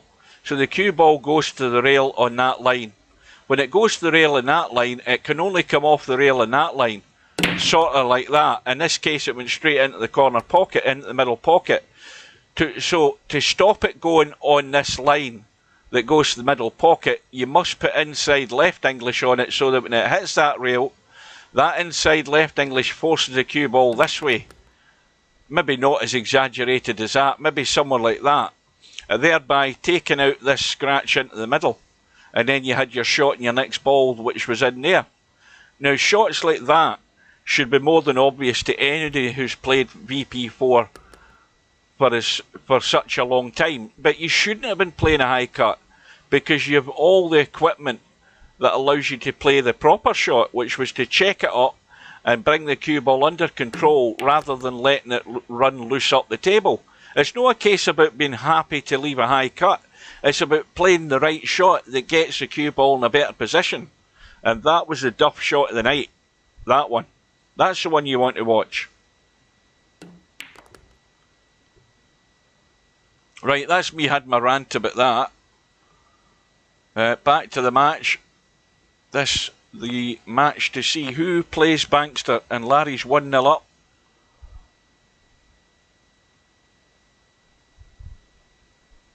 You ask any of the other guys in here who watched that shot that you played, Potman, they'll tell you exactly the same thing.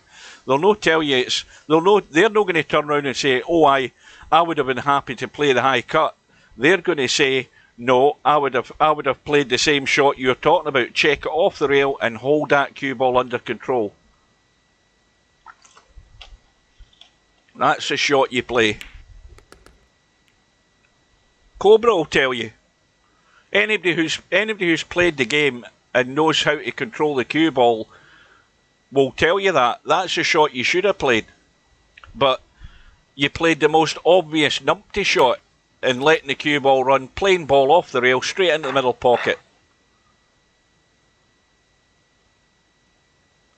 Now, you're saying you didn't expect that reaction. There can only be that you can only get that reaction with the line that it went onto the rail. Do you know what I mean? No, it's not pick on Potman. It's telling him where he went wrong. He's trying to defend himself by saying, I was quite happy that it did this and that. And the next thing, what I'm asking Potman is why didn't he check the cue ball? Because that's the most obvious thing you do with that shot. It's just, as I said earlier, it's as plain as a nose in your face. Anybody who knows what they're doing and knows how to impart the English on the cue ball would have played it every day of the week. Without fail. Only Bedhead would have played your shot, Potman. He's quite happy to play high cuts. That wouldn't have bothered him in the slightest. He would have been down. He'd have been down in the kitchen line playing his next shot. That's where he'd have ended up.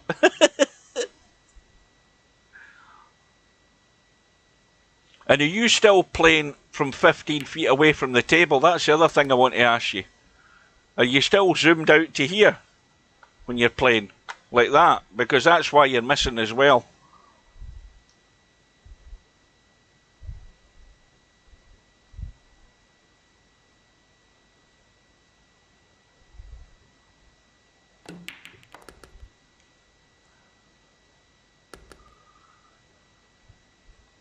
Some aren't comfortable. You know, Eddie Charlton, the former, well, he's now dead, but he was, they called him Steady Eddie. So you could call Potman Steady Potman. Steady Eddie Charlton from Australia. He was a professional snooker player. He played billiards as well. I think he'd been to the billiards World Championship final, and he'd been to, I think he got to the World Snooker final as well. I don't think he ever won any of them, if I'm right in saying. But the one thing about Eddie Charlton is that he never believed in putting side on the cue ball in snooker. He never believed in it, which is probably a reason why he never won a World Championship.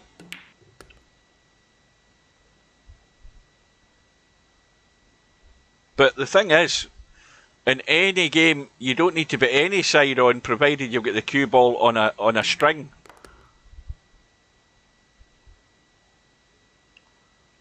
And of course, as soon as you put any form of English or side on the cue ball, then you're making the shot difficult to start with. But anyway, Spectre Dawn is off the mark. He's in the game, he's back to within one, and with the break, and another straight break. Straight rack, I should say. 5 ball goes in. It's a 6-9 combo for this rack, no doubt about that. But Spectre Dawn's going to have to dig a shot out here. This is a toughie.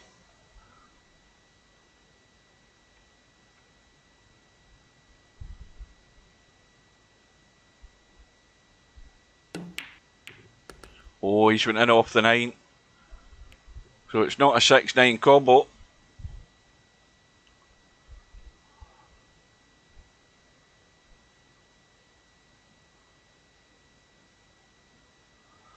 That's what I was saying earlier as well, Potman, about playing the right shot. When I was equating it to driving a car, everything works on autopilot when you're driving a car and you've driven a car long enough. Only learner drivers and them that have just passed a test are the ones that are still thinking about what they're doing. Once you learn to drive, you then everything just falls into place. Your accelerator foot does what it does. Your brake and your clutch pedal, your foot does what it does, and your gear stick, your hand does what it does. You don't have to think, and you'll get your way home, or you'll get to work every day. And pool's exactly the same. Once you know the shots and you see the shots and you know the trouble that's ahead, then you'll generally get there without much damage, as long as you play the right shots and you're committed to the shot.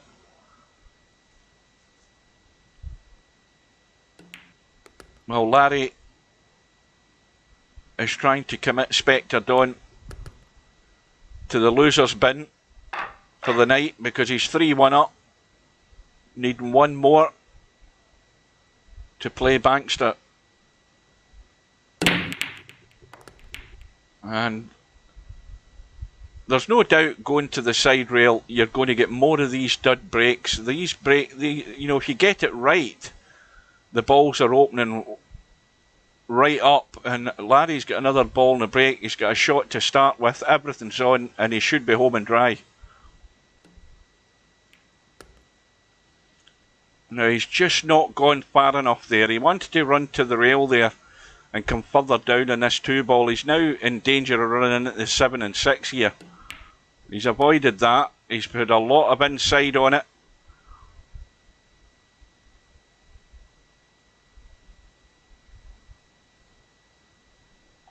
Now, this looks all under control. He's just, he's just getting his bearings and making sure he doesn't do anything numptyish. Because all you need to do is kill the cue ball, drop the 3 in, drop the 4 in, leave yourself a slight angle in the 6 to run the 6 in and come off the top rail back down right side for the 7. And hopefully when you get the angle in the 7, you're not running into the 8. Now, he's gone too far, so now he's going to have to run behind the 9, I would think. He's running it with left English just to spin it and help it around those angles. The worst that's going to happen here is he's going to scratch. A bit like that. Oh, he's just caught the point. Well, now he can't avoid running into the 8. He's having to jack up to avoid it. But it's worked out okay as far as having a shot in the 8 goes. And now the tricky one. What does he do here? Let's have a look what he's got. Well, he can draw up the right side. He's got a slight angle he can pinch if he wants either side. He can either go forward to the rail or down the right side to the middle pocket. He's pretty straight, but he can pinch a wee bit here. Just a slight bit.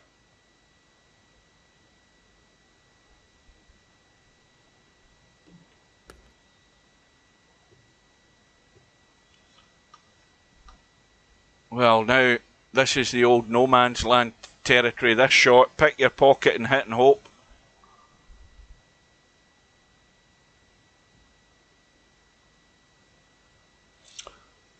Well, it was Potman's fault that I dropped out the tournament.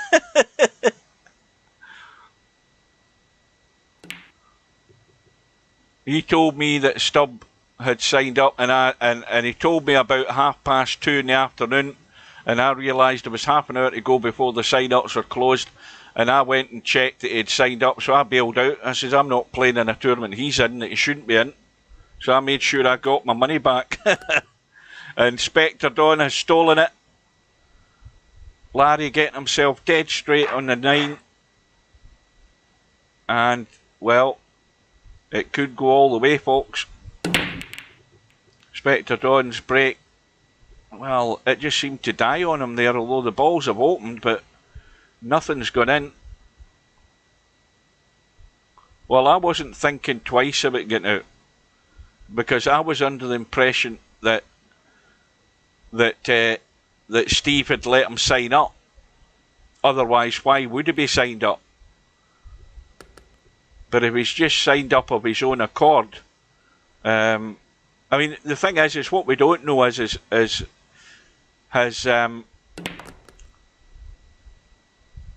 did Steve change his mind and let him sign up? That's the question I want answered. Did Stubb just sign up of his own accord and see what would happen? Did he try and sort of push the boat out? Or was the agreement that Stubb was going to behave himself, which is a load of crap, and if he did misbehave, he'd be booted? Or because the likes of, well, I mean, I said in the lobby that it was a load of crap, and Semi-Pro said it, was it because of that they went back in their word and decided to disqualify him anyway? I don't know.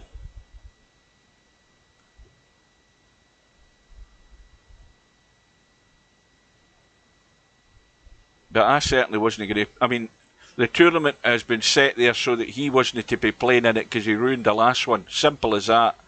And I was not prepared to be playing in it with him in it, if that was the case. So I took the course of action necessary as far as I seen it and made sure I wasn't going to be in it if he was in it.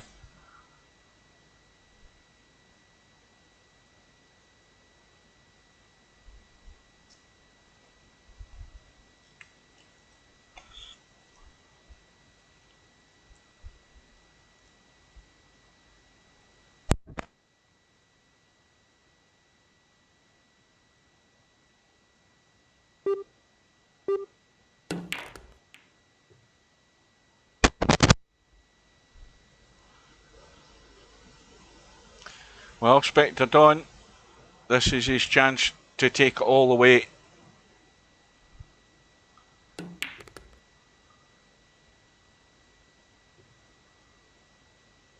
Well, that's what I saw last night.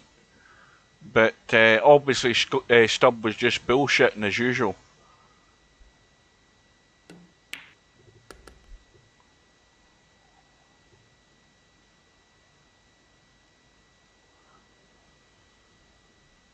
I mean, they were in it at the finish up. I think there was still 27 seats available last time I looked. There was 28 once I get out of it. I don't know whether any latecomers signed up to it. I don't think there would have been much.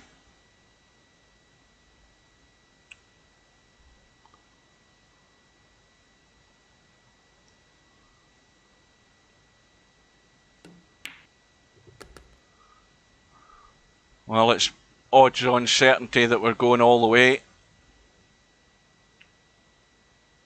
So Spectre Dawn battling to the death here. And he's going to have the break. Larry may well have played his last shot. We'll never know. Oh, well, we're about to find out.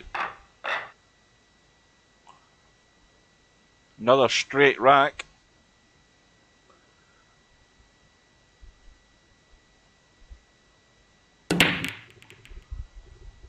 I don't think anything's gone in. One ball. Well, how does that finish? Well, it's so awkward that it ain't going to get potted. And what's Larry trying to do here? I would play a push to somewhere and leave that ball there. I wouldn't touch the ball. I would just push somewhere. Larry's trying something, I think. I don't know what he's trying, but he needs to get cover. And that is a good shot. That is excellent. That's got Spectre Dawn in trouble.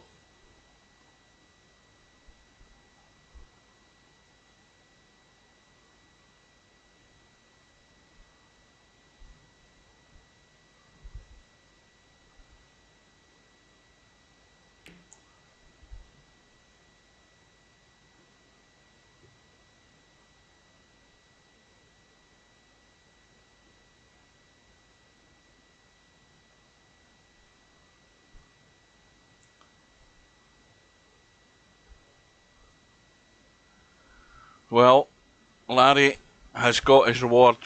He's got ball in hand, but there's a mess here he's going to have to deal with. The mess with the 3 ball and the 9 ball. The 6 ball's blocked off by the 8. So he's going to have to do something here off this 2 ball. Now, is he going to try and drop just down to the bottom rail and cut this 3 up table? Or is he going to try and move things? Because that's a big risk to take. Yeah, he's just trying to drop in behind it. He might have overhit this, has he? No, he's perfect. Absolutely perfect.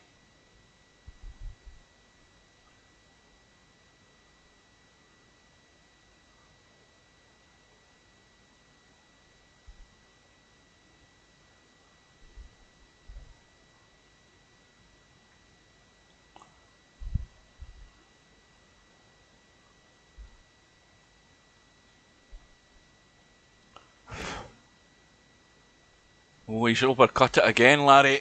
He's done that twice tonight.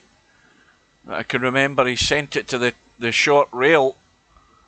And Larry's chance may well have just come and gone. He had done all the hard work, getting a good safety, the good lock-up, getting ball in hand, getting what I thought was as good as he could on that 3 ball, and he's overcut it.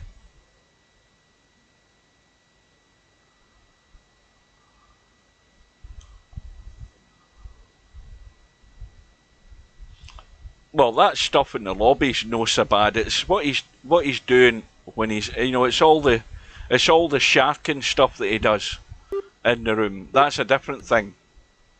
I mean, you can say whatever he wants to say in the lobby like that. That's fine, because that's no upsetting anybody. That's just being stubbed there. But it's how he behaves with the type of sharking talk that he does in the match when he's under pressure.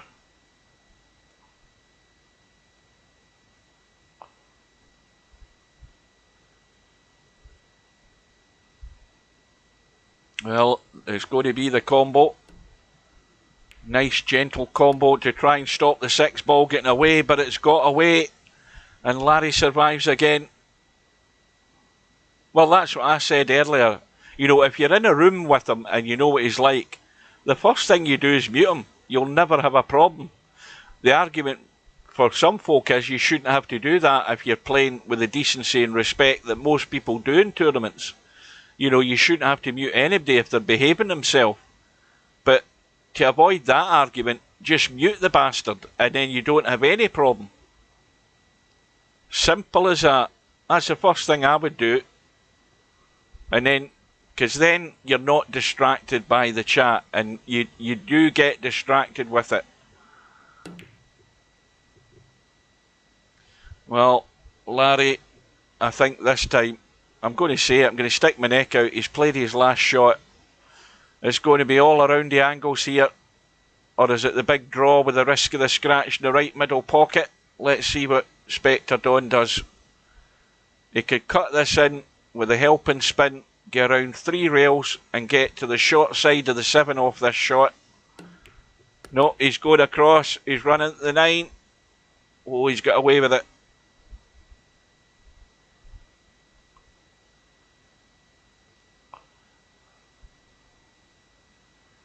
It's another tester though.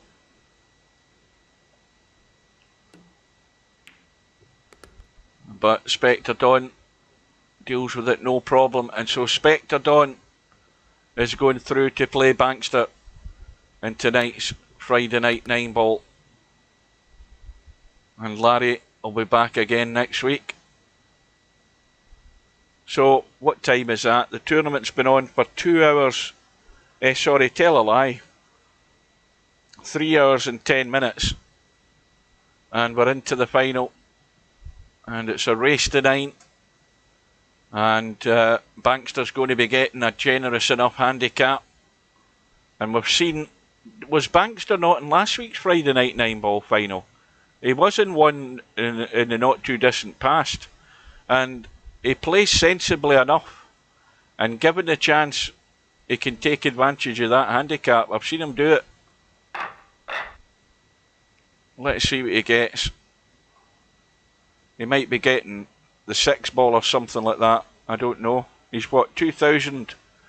Is he 2,100 or something? Yes, he is. So he may well be getting the 6 or the 7 ball. I think maybe the more likely the 7 ball of that, maybe the 8 ball.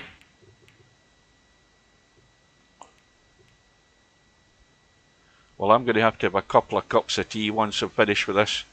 Settle down and watch a wee bit of telly while I'm drinking them, because I am gasping. I'm choking for a cup of tea here.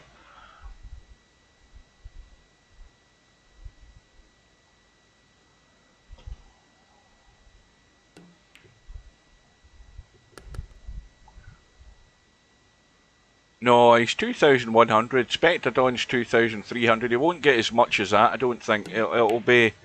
It's got to be like a... I'm plumping for the 7 ball. I don't think it'll be quite as generous as that.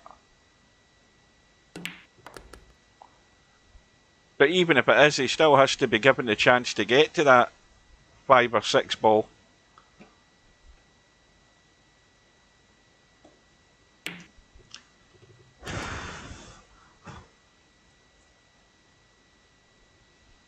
So Spectre Dawn might be taking a bathroom break, or maybe he's got the right idea and gone for a cup of tea or a cup of coffee.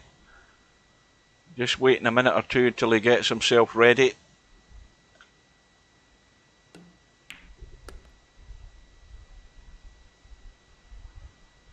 So here we go, with the lag, Spectre Dawn at the top of the screen, and Bankster is nearest us.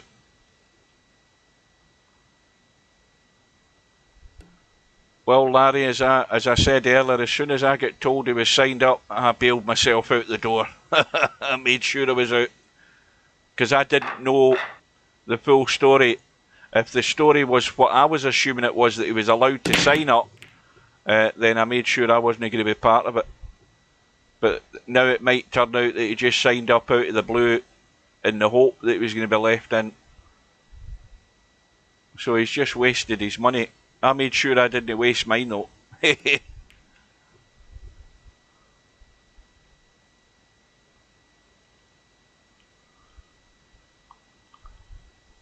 So, well, what's Bank? Well, you're right enough, Potman. He got the 6 ball. I didn't think it would be quite as good as that, but that's a generous enough ball to be getting for Bankster, because he plays with, you know, half decent common sense. And Spectre Dawn, you know, he's very unlikely he's going to turn down shots, but if he does take risks, and Bankster's given that chance, he's good enough to get to the 6 ball.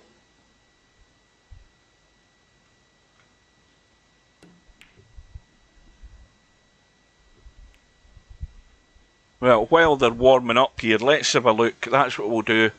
Let's have a quick look.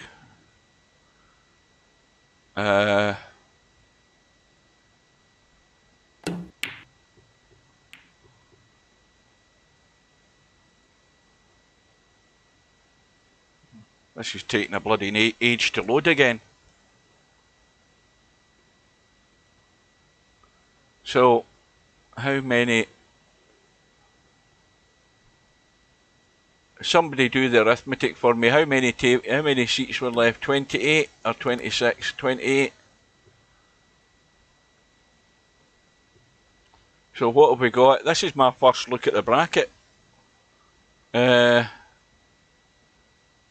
the hell's that at the top? I'm going to have to get out my chair to read this thing. Shibo, why the hell did he sign up? He's not been around for years. Against Ice Age. Jose with a bye to play the winner of that match. Mr. Bill playing Albie again. There's a good draw. Mal playing MC Clarkey. Snake Eyes playing Larry. Well, there's some. This is the top half of death. This part of the draw, is it not? Look at those matches. Then you've got Popman against Jover. Smoking Sid waiting to play the winner of that one. You've got Cobra against LS3. There's a good match. Cheeky Chico against Mr. Strocum. Linus against Tornado Tam. The only Scot in the tournament. Jeeves against Squirter. Stubbs been DQ'd. Sergresh through.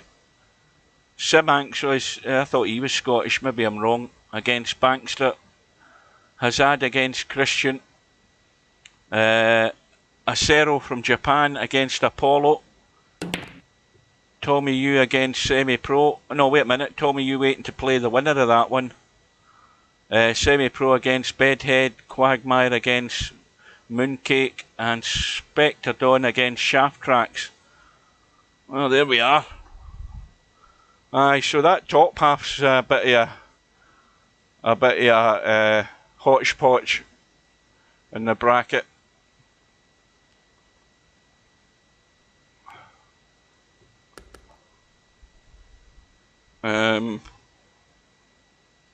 Right, let's have a look and see what the money is tonight. It'll be what?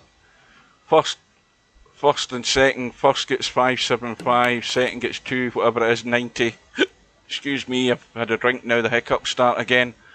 Third gets 195 and fourth gets 145. So meanwhile, Spectre Dawn about to win the first rack.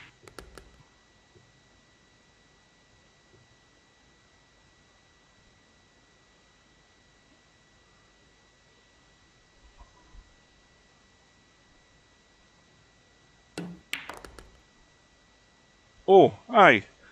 Was you in it, Larry? Did I read Larry's name out there? Or did Larry pull out as well? I don't remember reading Larry's name in the bracket.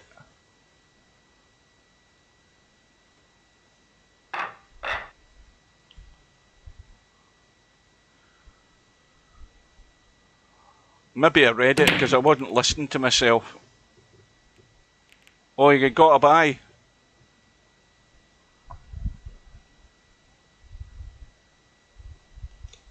Yeah, I was reading those names out, but I wasn't listening to what I was saying.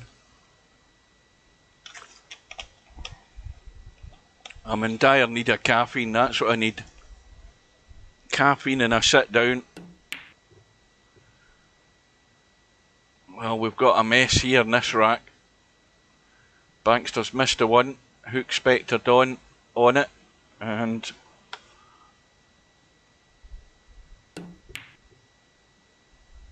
well, the one's going to be in play. The cut's on in the one, the shot's on in the two. And then you have to have some sort of angle in the two if you can to run down and do a bit of demolition there. He's got the angle.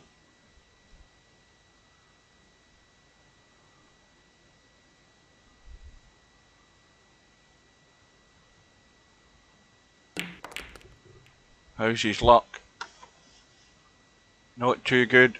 But again, if he's comfortable with a delicate little shot, he can nail him right behind the 6. Well, he hasn't nailed him behind the 6. And there's enough of an angle to get a hit in the 3 here. And he'll take that. That's pretty good outcome. Yep. Now, the cut angle in this, if he cuts this hard enough, he might be able to get off the 4. Because he can just see enough, well, maybe not. I think my eyes have gone. Yes, they have. No, he couldn't.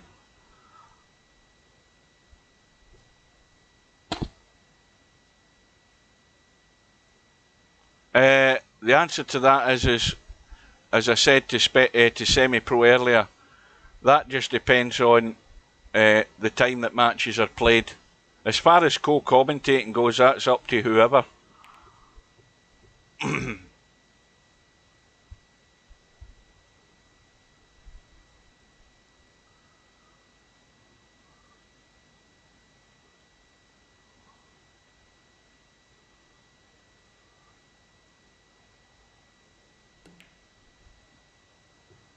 Well, that's just again a touch like a sledgehammer there, Bankster. Got to have a bit more finesse to play those little lock-up shots. That cue ball needed to roll another 3 inches there, and Spectre Dawn was in trouble.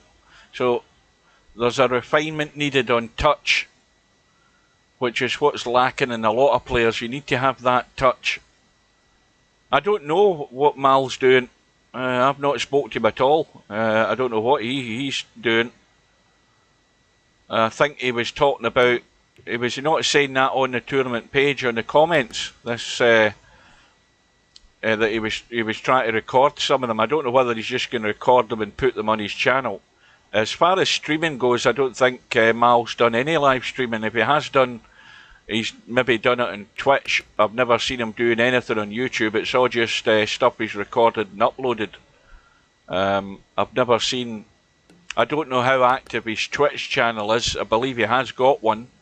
But you would know by looking at his channel whether he is doing live streams, because it would tell you what his last live stream was. But I would doubt that very much. Well, there's my point there. Bankster's took his opportunity. He's good enough to pot to the 6 ball, and he's tied the match.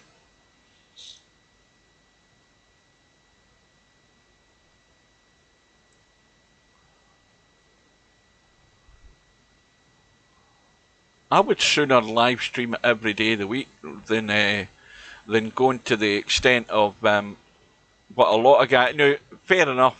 A lot of guys do that, and their presentation's far better than the stuff I do. But that takes a lot of time and effort, and I simply don't have that time. You know, to actually do intros and all of that stuff. It's a lot of effort and putting time aside to do it, and I simply don't have that time. My body doesn't allow me that time, especially when I've done a day's shift. I'm knackered when I get home. I've got absolutely no notion to spend any time doing stuff like that. So anything I do tends to be live streamed anyway. And you get what you get. If I end up driving my lorry and crashing into a truck or something in front of me, then so be it. That's what happens. I'm not going to edit stuff out. But there are people who are into editing and doing all of that stuff, and that's a lot of expense. And I don't like doing it that much to be doing presentation stuff, which is probably one reason I've only got 450 odd subscribers, because let's be honest, it's not the most interesting bloody channel to come to on YouTube. But as I say, I do it for another reason, just to have stuff for people who've played Virtual Pool over the years to watch it when it's gone, and that day will come.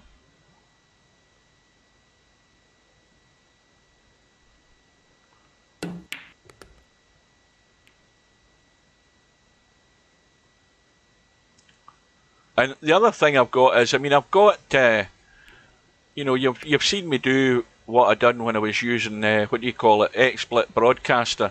You know, that's fine, but you've got to have 2 monitors for that. And it's just a bit too much hassle.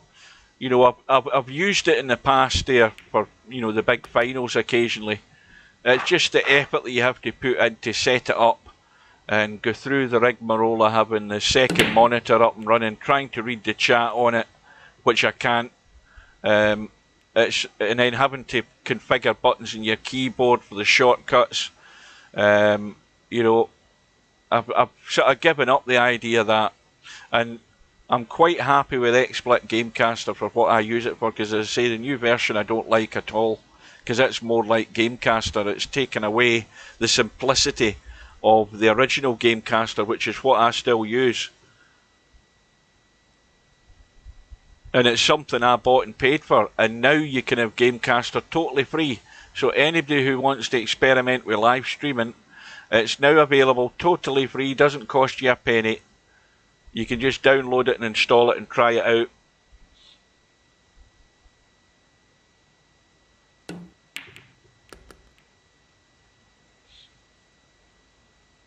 So, Spectre Dawn has got himself back in the lead. He's going to have to deal with this problem up here. Let's have a look at what we've got. Well, that can be made as long as you cut that 3 thin onto the 7 like that, but you've got to get lucky and still have another shot. And now Spectre Dawn has a dilemma, because he's now in this dangerous part of the rack where Bankster's money ball's still on the table, and if Spectre Dawn doesn't pot this 3 and doesn't get it safe, we could be all square again.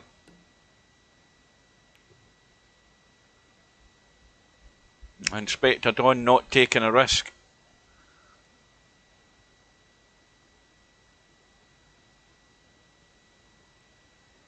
I mean, there's a lot of guys I follow on YouTube, mostly for the, what do you call it, for the Eurotruck stuff and combo maps and stuff like that. I've subscribed to quite a few of them, and there's quite a lot of those guys. You know, they have nice little. One of them's what do you call him? He's actually been ill recently and hasn't been doing any streaming. What's his name again?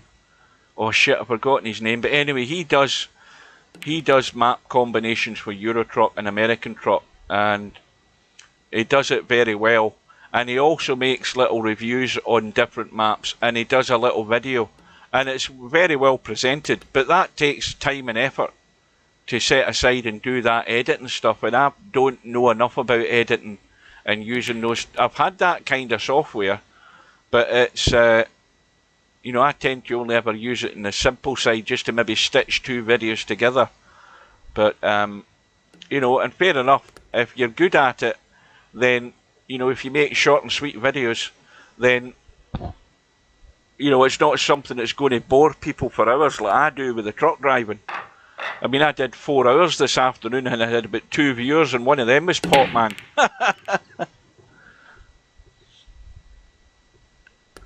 But I mean, if you look at PewDiePie, I mean, he's got, what, 100 million subscribers, and every video that he does, most of them are like 10 and 12 minutes, 15 minutes most, because that's the sort of amount of time that people can actually hold their attention span without wandering away. But he does do live streams as well, which he does for 2 or 3 hours, depending on what game it is. But I'm not in this to. I mean, the more subscribers I get, all the better. But I think my chances of getting to 1,000 subscribers are fairly thin. And the reason for that also is I don't want to put the time and effort in to try and do that. I don't like it that much to spend that amount of time needed to try and promote my channel. It's there for them that are interested in virtual pool and nothing else, pretty much.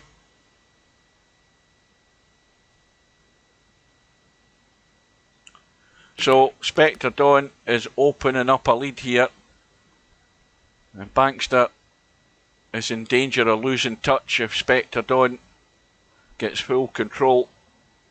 But even at this stage, there's no reason to panic when you're getting the 6 ball, but you've got to get the opportunity to have a go at it.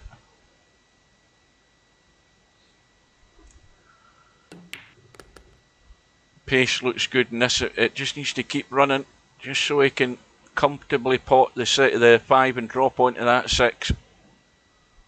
6 looks as if it's nicely off the rail. Now, the safest route here is up the table, far enough to drop that 8 ball into the middle. And that will do very nice indeed, because then you can just draw off the 8, or you can run and avoid the 9 at all costs. You know, you just try to drop through. That will do.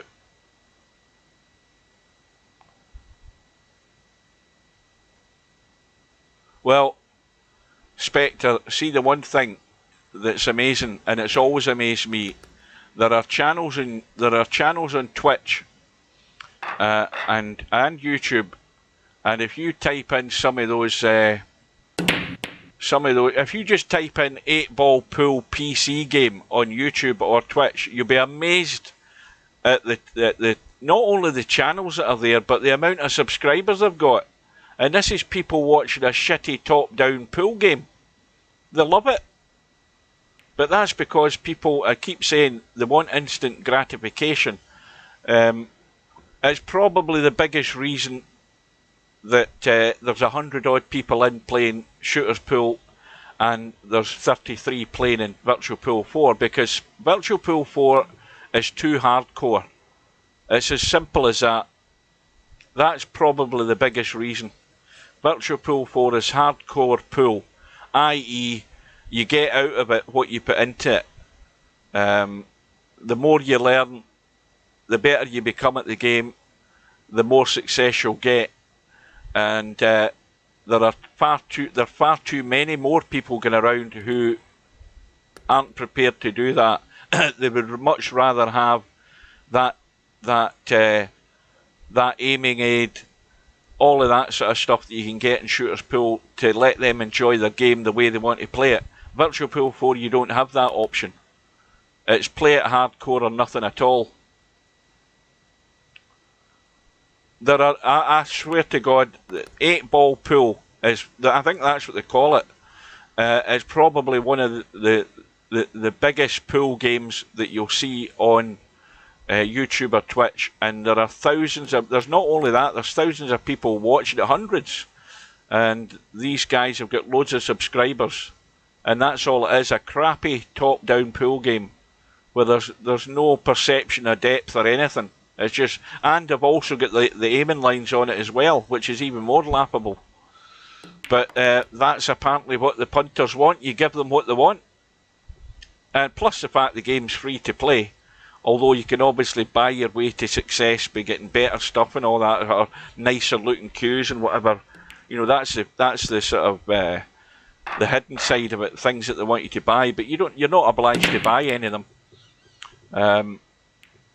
But that's the way people like it. A simple game that doesn't cost you anything and needs no skill whatsoever. This game, to play this game at its best, you need as much knowledge as you've learned in real life to bring it to the table in this game.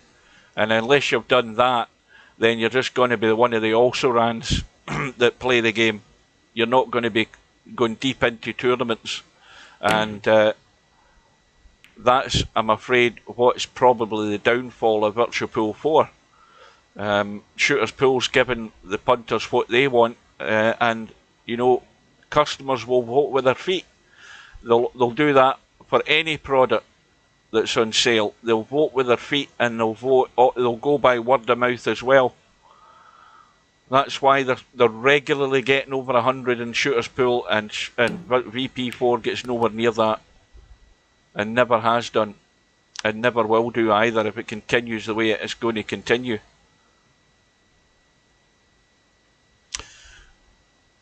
So, Bankster trailing by 4-2, but now Spectre Dawn with the ball in hand option, looking to tidy up his 5th rack on the board.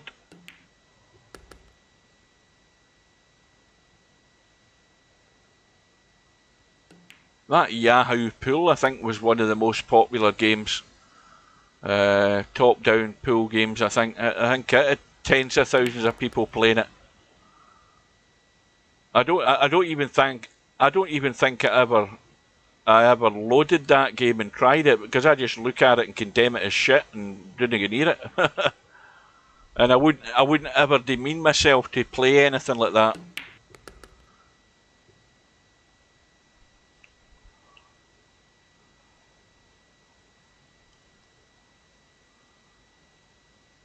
No, well, there's been no mention of that now that Steve is back from his vacation.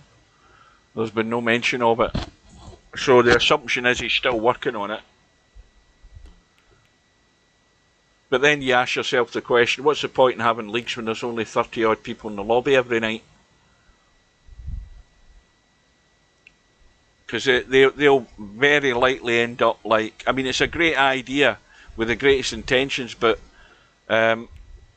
if it ends up just being like the ladders, then they'll be lying there dormant.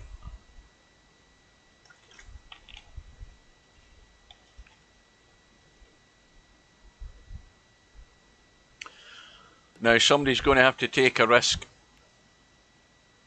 Bankster's money ball's gone, so Bankster's going to have to run the last 3 balls to win this one.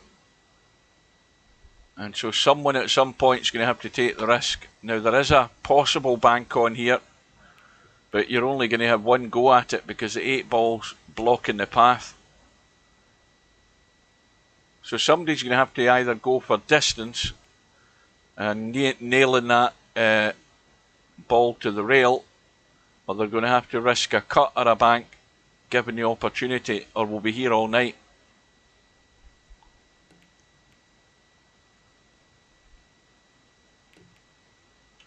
Well, there's the chance there. The mistake's been made by Spectre Dawn, and Bankster has the cut. And if he plays this at the right pace, he should be across the table for the 8 into the right middle pocket. Well, he's going to go across the table twice, but he's missed the cut. A bit like Phil Mickelson in the Open Championship, he certainly missed the cut. 10 over par yesterday. I think he went around. I think he finished 8 over or something. I think he had a 68 today. Maybe wrong. I might be wrong. Anyway, he's on the plane home.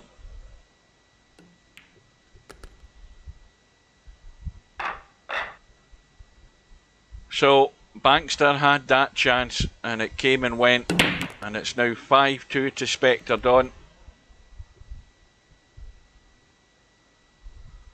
And the 2 ball has gone, and he's landed, well, he's got half a shot in the 1. Just dropped through, little nudge onto the 4, but he's missed the 1. See that little awkward angle? Now he maybe got a wee bit careless there. Now Bankster has his chance. Every ball is on. He's just got to keep awake and stay focused, or he's going to drop right out of this match. This is as good as it's going to be.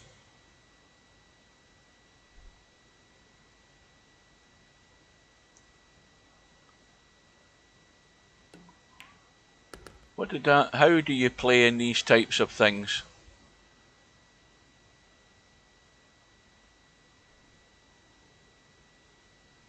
I never even noticed that. I've just looked at the chat there and saw that this guy arrived in the room.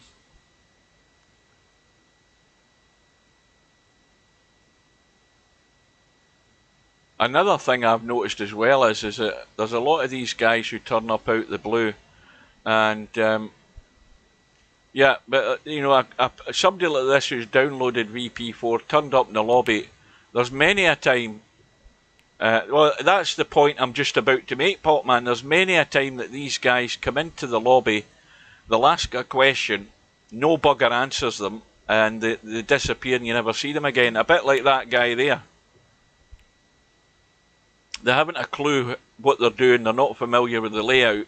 They're needing some help, and nobody gives them a reply.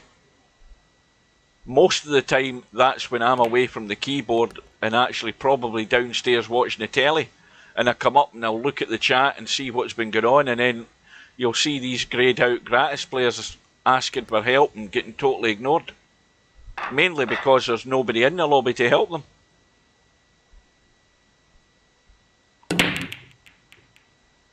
Yeah, there's no administration or very little of it in the afternoon when I come on. There's only Brian Red back on in the morning because that's sort of middle of the afternoon, early evening, his time in Australia. So Bankster is back to within 2. We still have a match on. If he can just keep in touch, he can give Spectre Dawn a game right up to the death if he can. But now,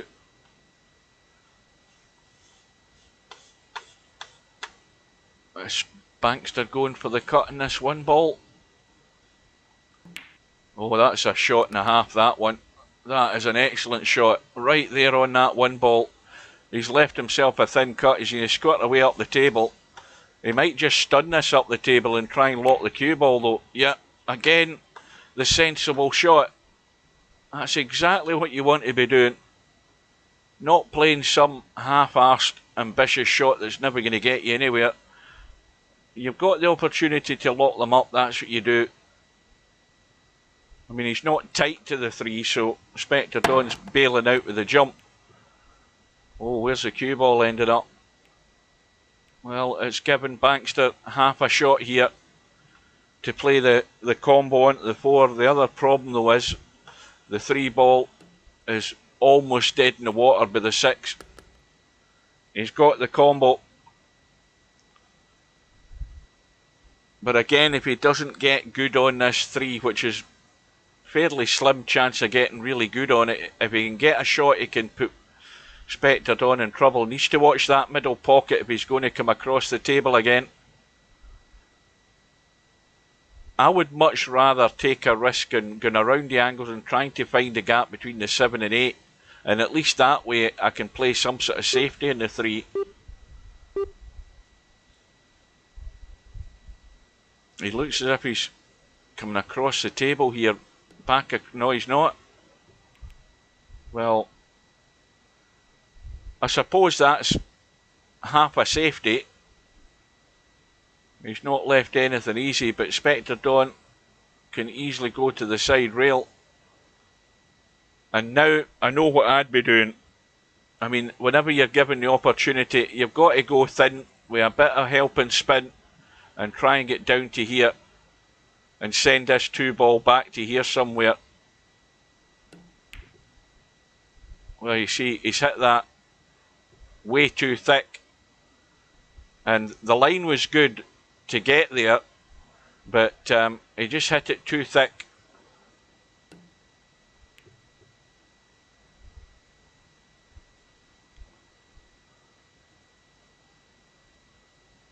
Who's Danietto? That wasn't the guy that was in here, was it? Oh, it was. Is he Scottish? I never looked at his details.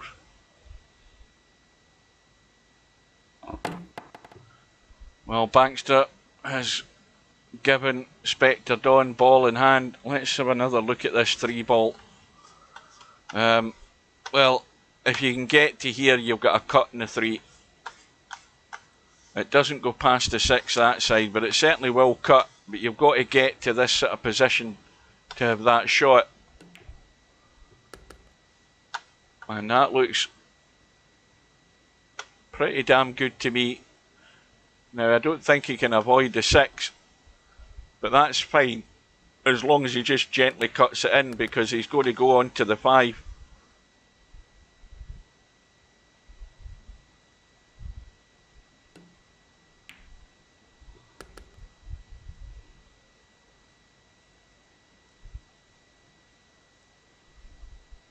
I bet you probably don't see that guy again. That's him come and gone. He'll never be back.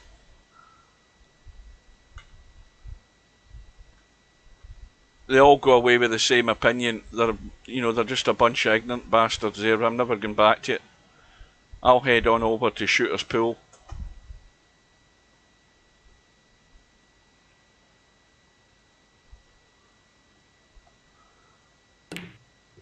Did he ask anything in the lobby?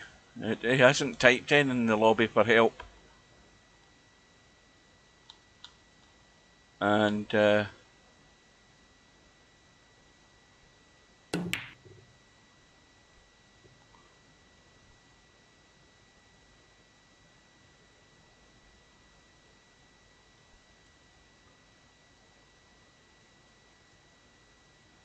aye. Let's get this thing to open up. Oh, he's been playing. You know, he doesn't need any help to play the game. I think he's more asking about about tournaments. I think that's what he's interested in, or he's curious about. When's that? The 28th. The 28th of the 5th, so he's only been here since June.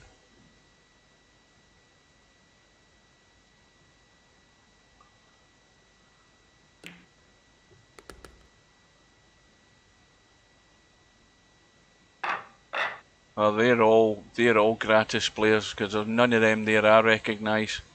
They'll be just a bunch of mates that have came online.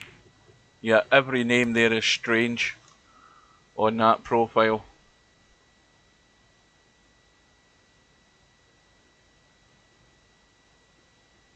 I've got one new message, but that new message I've just realised is probably I don't know whether it's anything to do with the withdrawal for that tournament. Maybe that's what it is. Or maybe it was Semi-Pro. He said he was sending me a message. I'll have to read it after. Now, where have we got to now? He's back to within one bankster.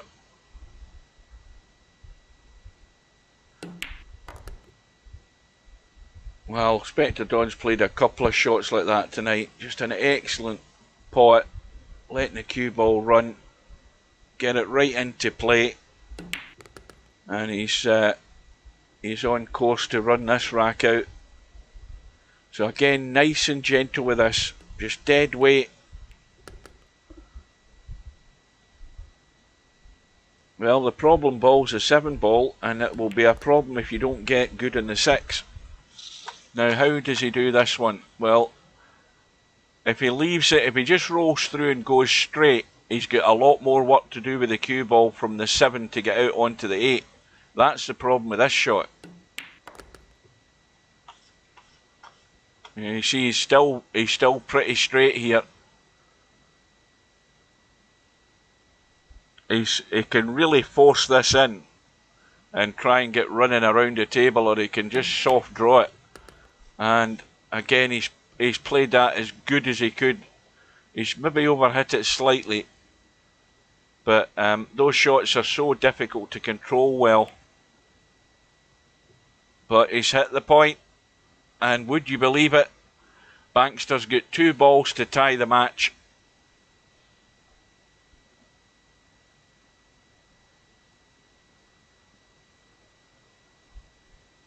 Got to be careful.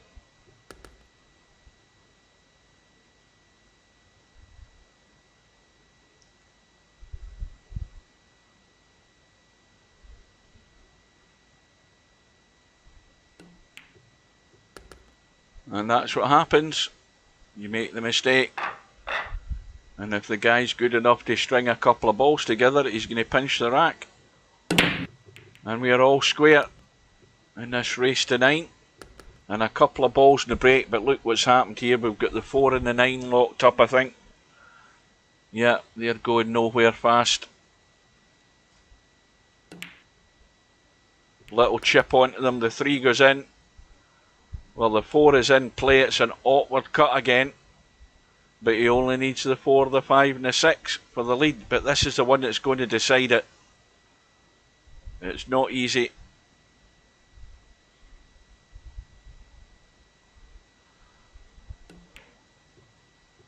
And just goes in off the jaw, but the weight is nice. He's sitting plumb on the 5. Just a little soft draw off the 5. And he's staring down the 6. Well, that's a bit more than soft, I have to say. That's a touch like a sledgehammer.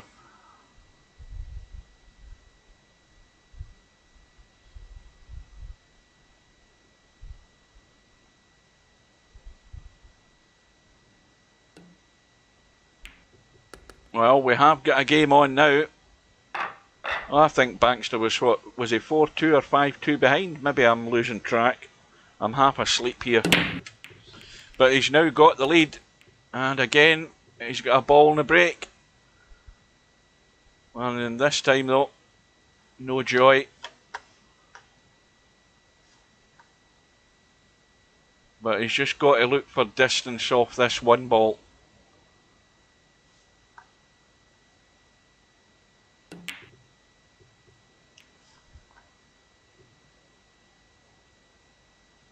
Well, it's gone. Would you believe it? That one ball goes between the two. In fact, yeah, the one ball will go and he'll have a shot in the two as well.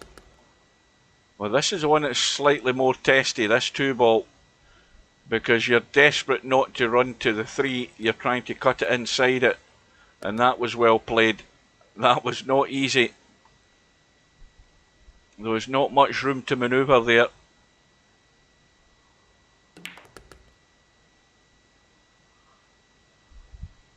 But it's going to be the 4-9 combo to square the match again.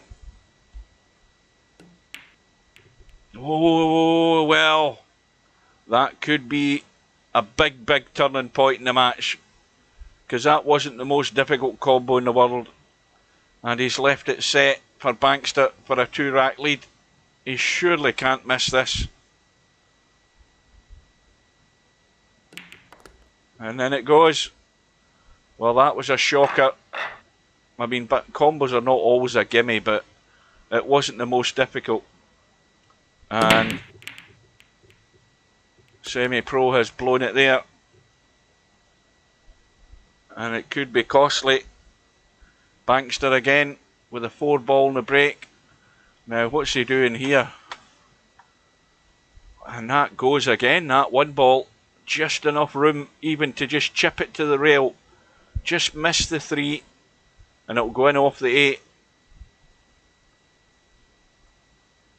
It looks as if he's cutting that inside the 3, or has he picked the right line? Yeah, he's... In the end, I'm not sure what he tried there, but Spectre Dawn, no doubt, will be having a blast. He's either going to play a billiard, run into the 3, and hopefully the one ball comes off that top rail and just back into play. No, he's just trying to play it gentle. And Spectre Dawn is going to have to be on his toes now and regain his focus, because any careless shots are certainly being punished. Baxter has taken his opportunities.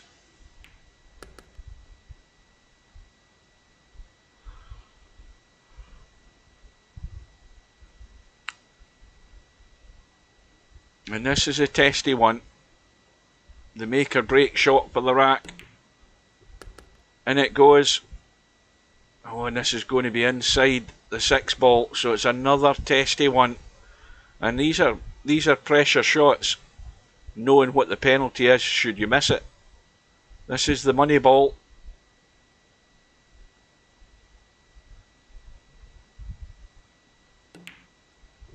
But it goes in clean, never a doubt.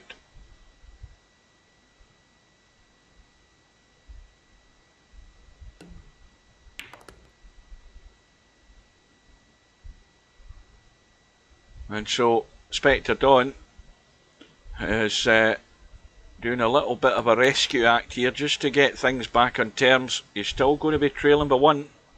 He saw his lead snapped up and gone by Baxter. So he's back to within 1 with the break. Well, that one ball looked as if it was going to get kicked in. Or was it the 9-ball? It was the 9-ball, not the 1. But it's dry, and I think the 1 goes past the 7. And if he can just run into the 7 with the cue ball, he's on the 2. Ideally, though, he wants to be higher up in the 2 so he can come back down here for the 3, though. You see, he's the wrong side, so now all he needs to do is just pot the 3, brush off the 6, and just hold there for the... pot the 2, brush off the 6 and hold for the 3. And now it's getting to the nitty gritty, because remember he's got the 6 ball money ball, so it's just about managing your shots, doing things the right way. Get this cue ball out into the table to see the 4. Oh, he's running down. He needs to keep going if he's going for the middle. And now, again, the choice is simple. Roll the 4 in, draw off the 5, far enough to roll the 6 into the middle. That would be my shot. I mean, even if you overdraw it to the bottom rail, see, he's gone inside slightly, so now he's going to end up over here and play the 6 long. But he's got to run over far enough, but not too far to end up inside. Oh, he's managed to draw it back. I didn't think he could hold it. That was excellent. That was well played. The deceptive angles when you're not behind the shot. But anyway, it doesn't matter how you get the job done. You get the job done. And suddenly Bankster's on the hill, and he can't stop getting balls in the break. The 7 ball's gone. He's got a shot in the 1, not easy. And the 2 ball goes past the, what the hell's that, the 4 ball. It will certainly go past the 4 ball, but he has to get this 1 first of all. It is a toughie. But he's got a chance to win the tournament with this visit.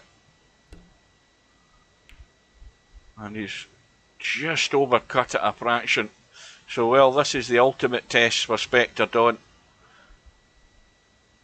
At the point of no return, and no mistakes. That's the rule of thumb here. Can't afford anything as an error.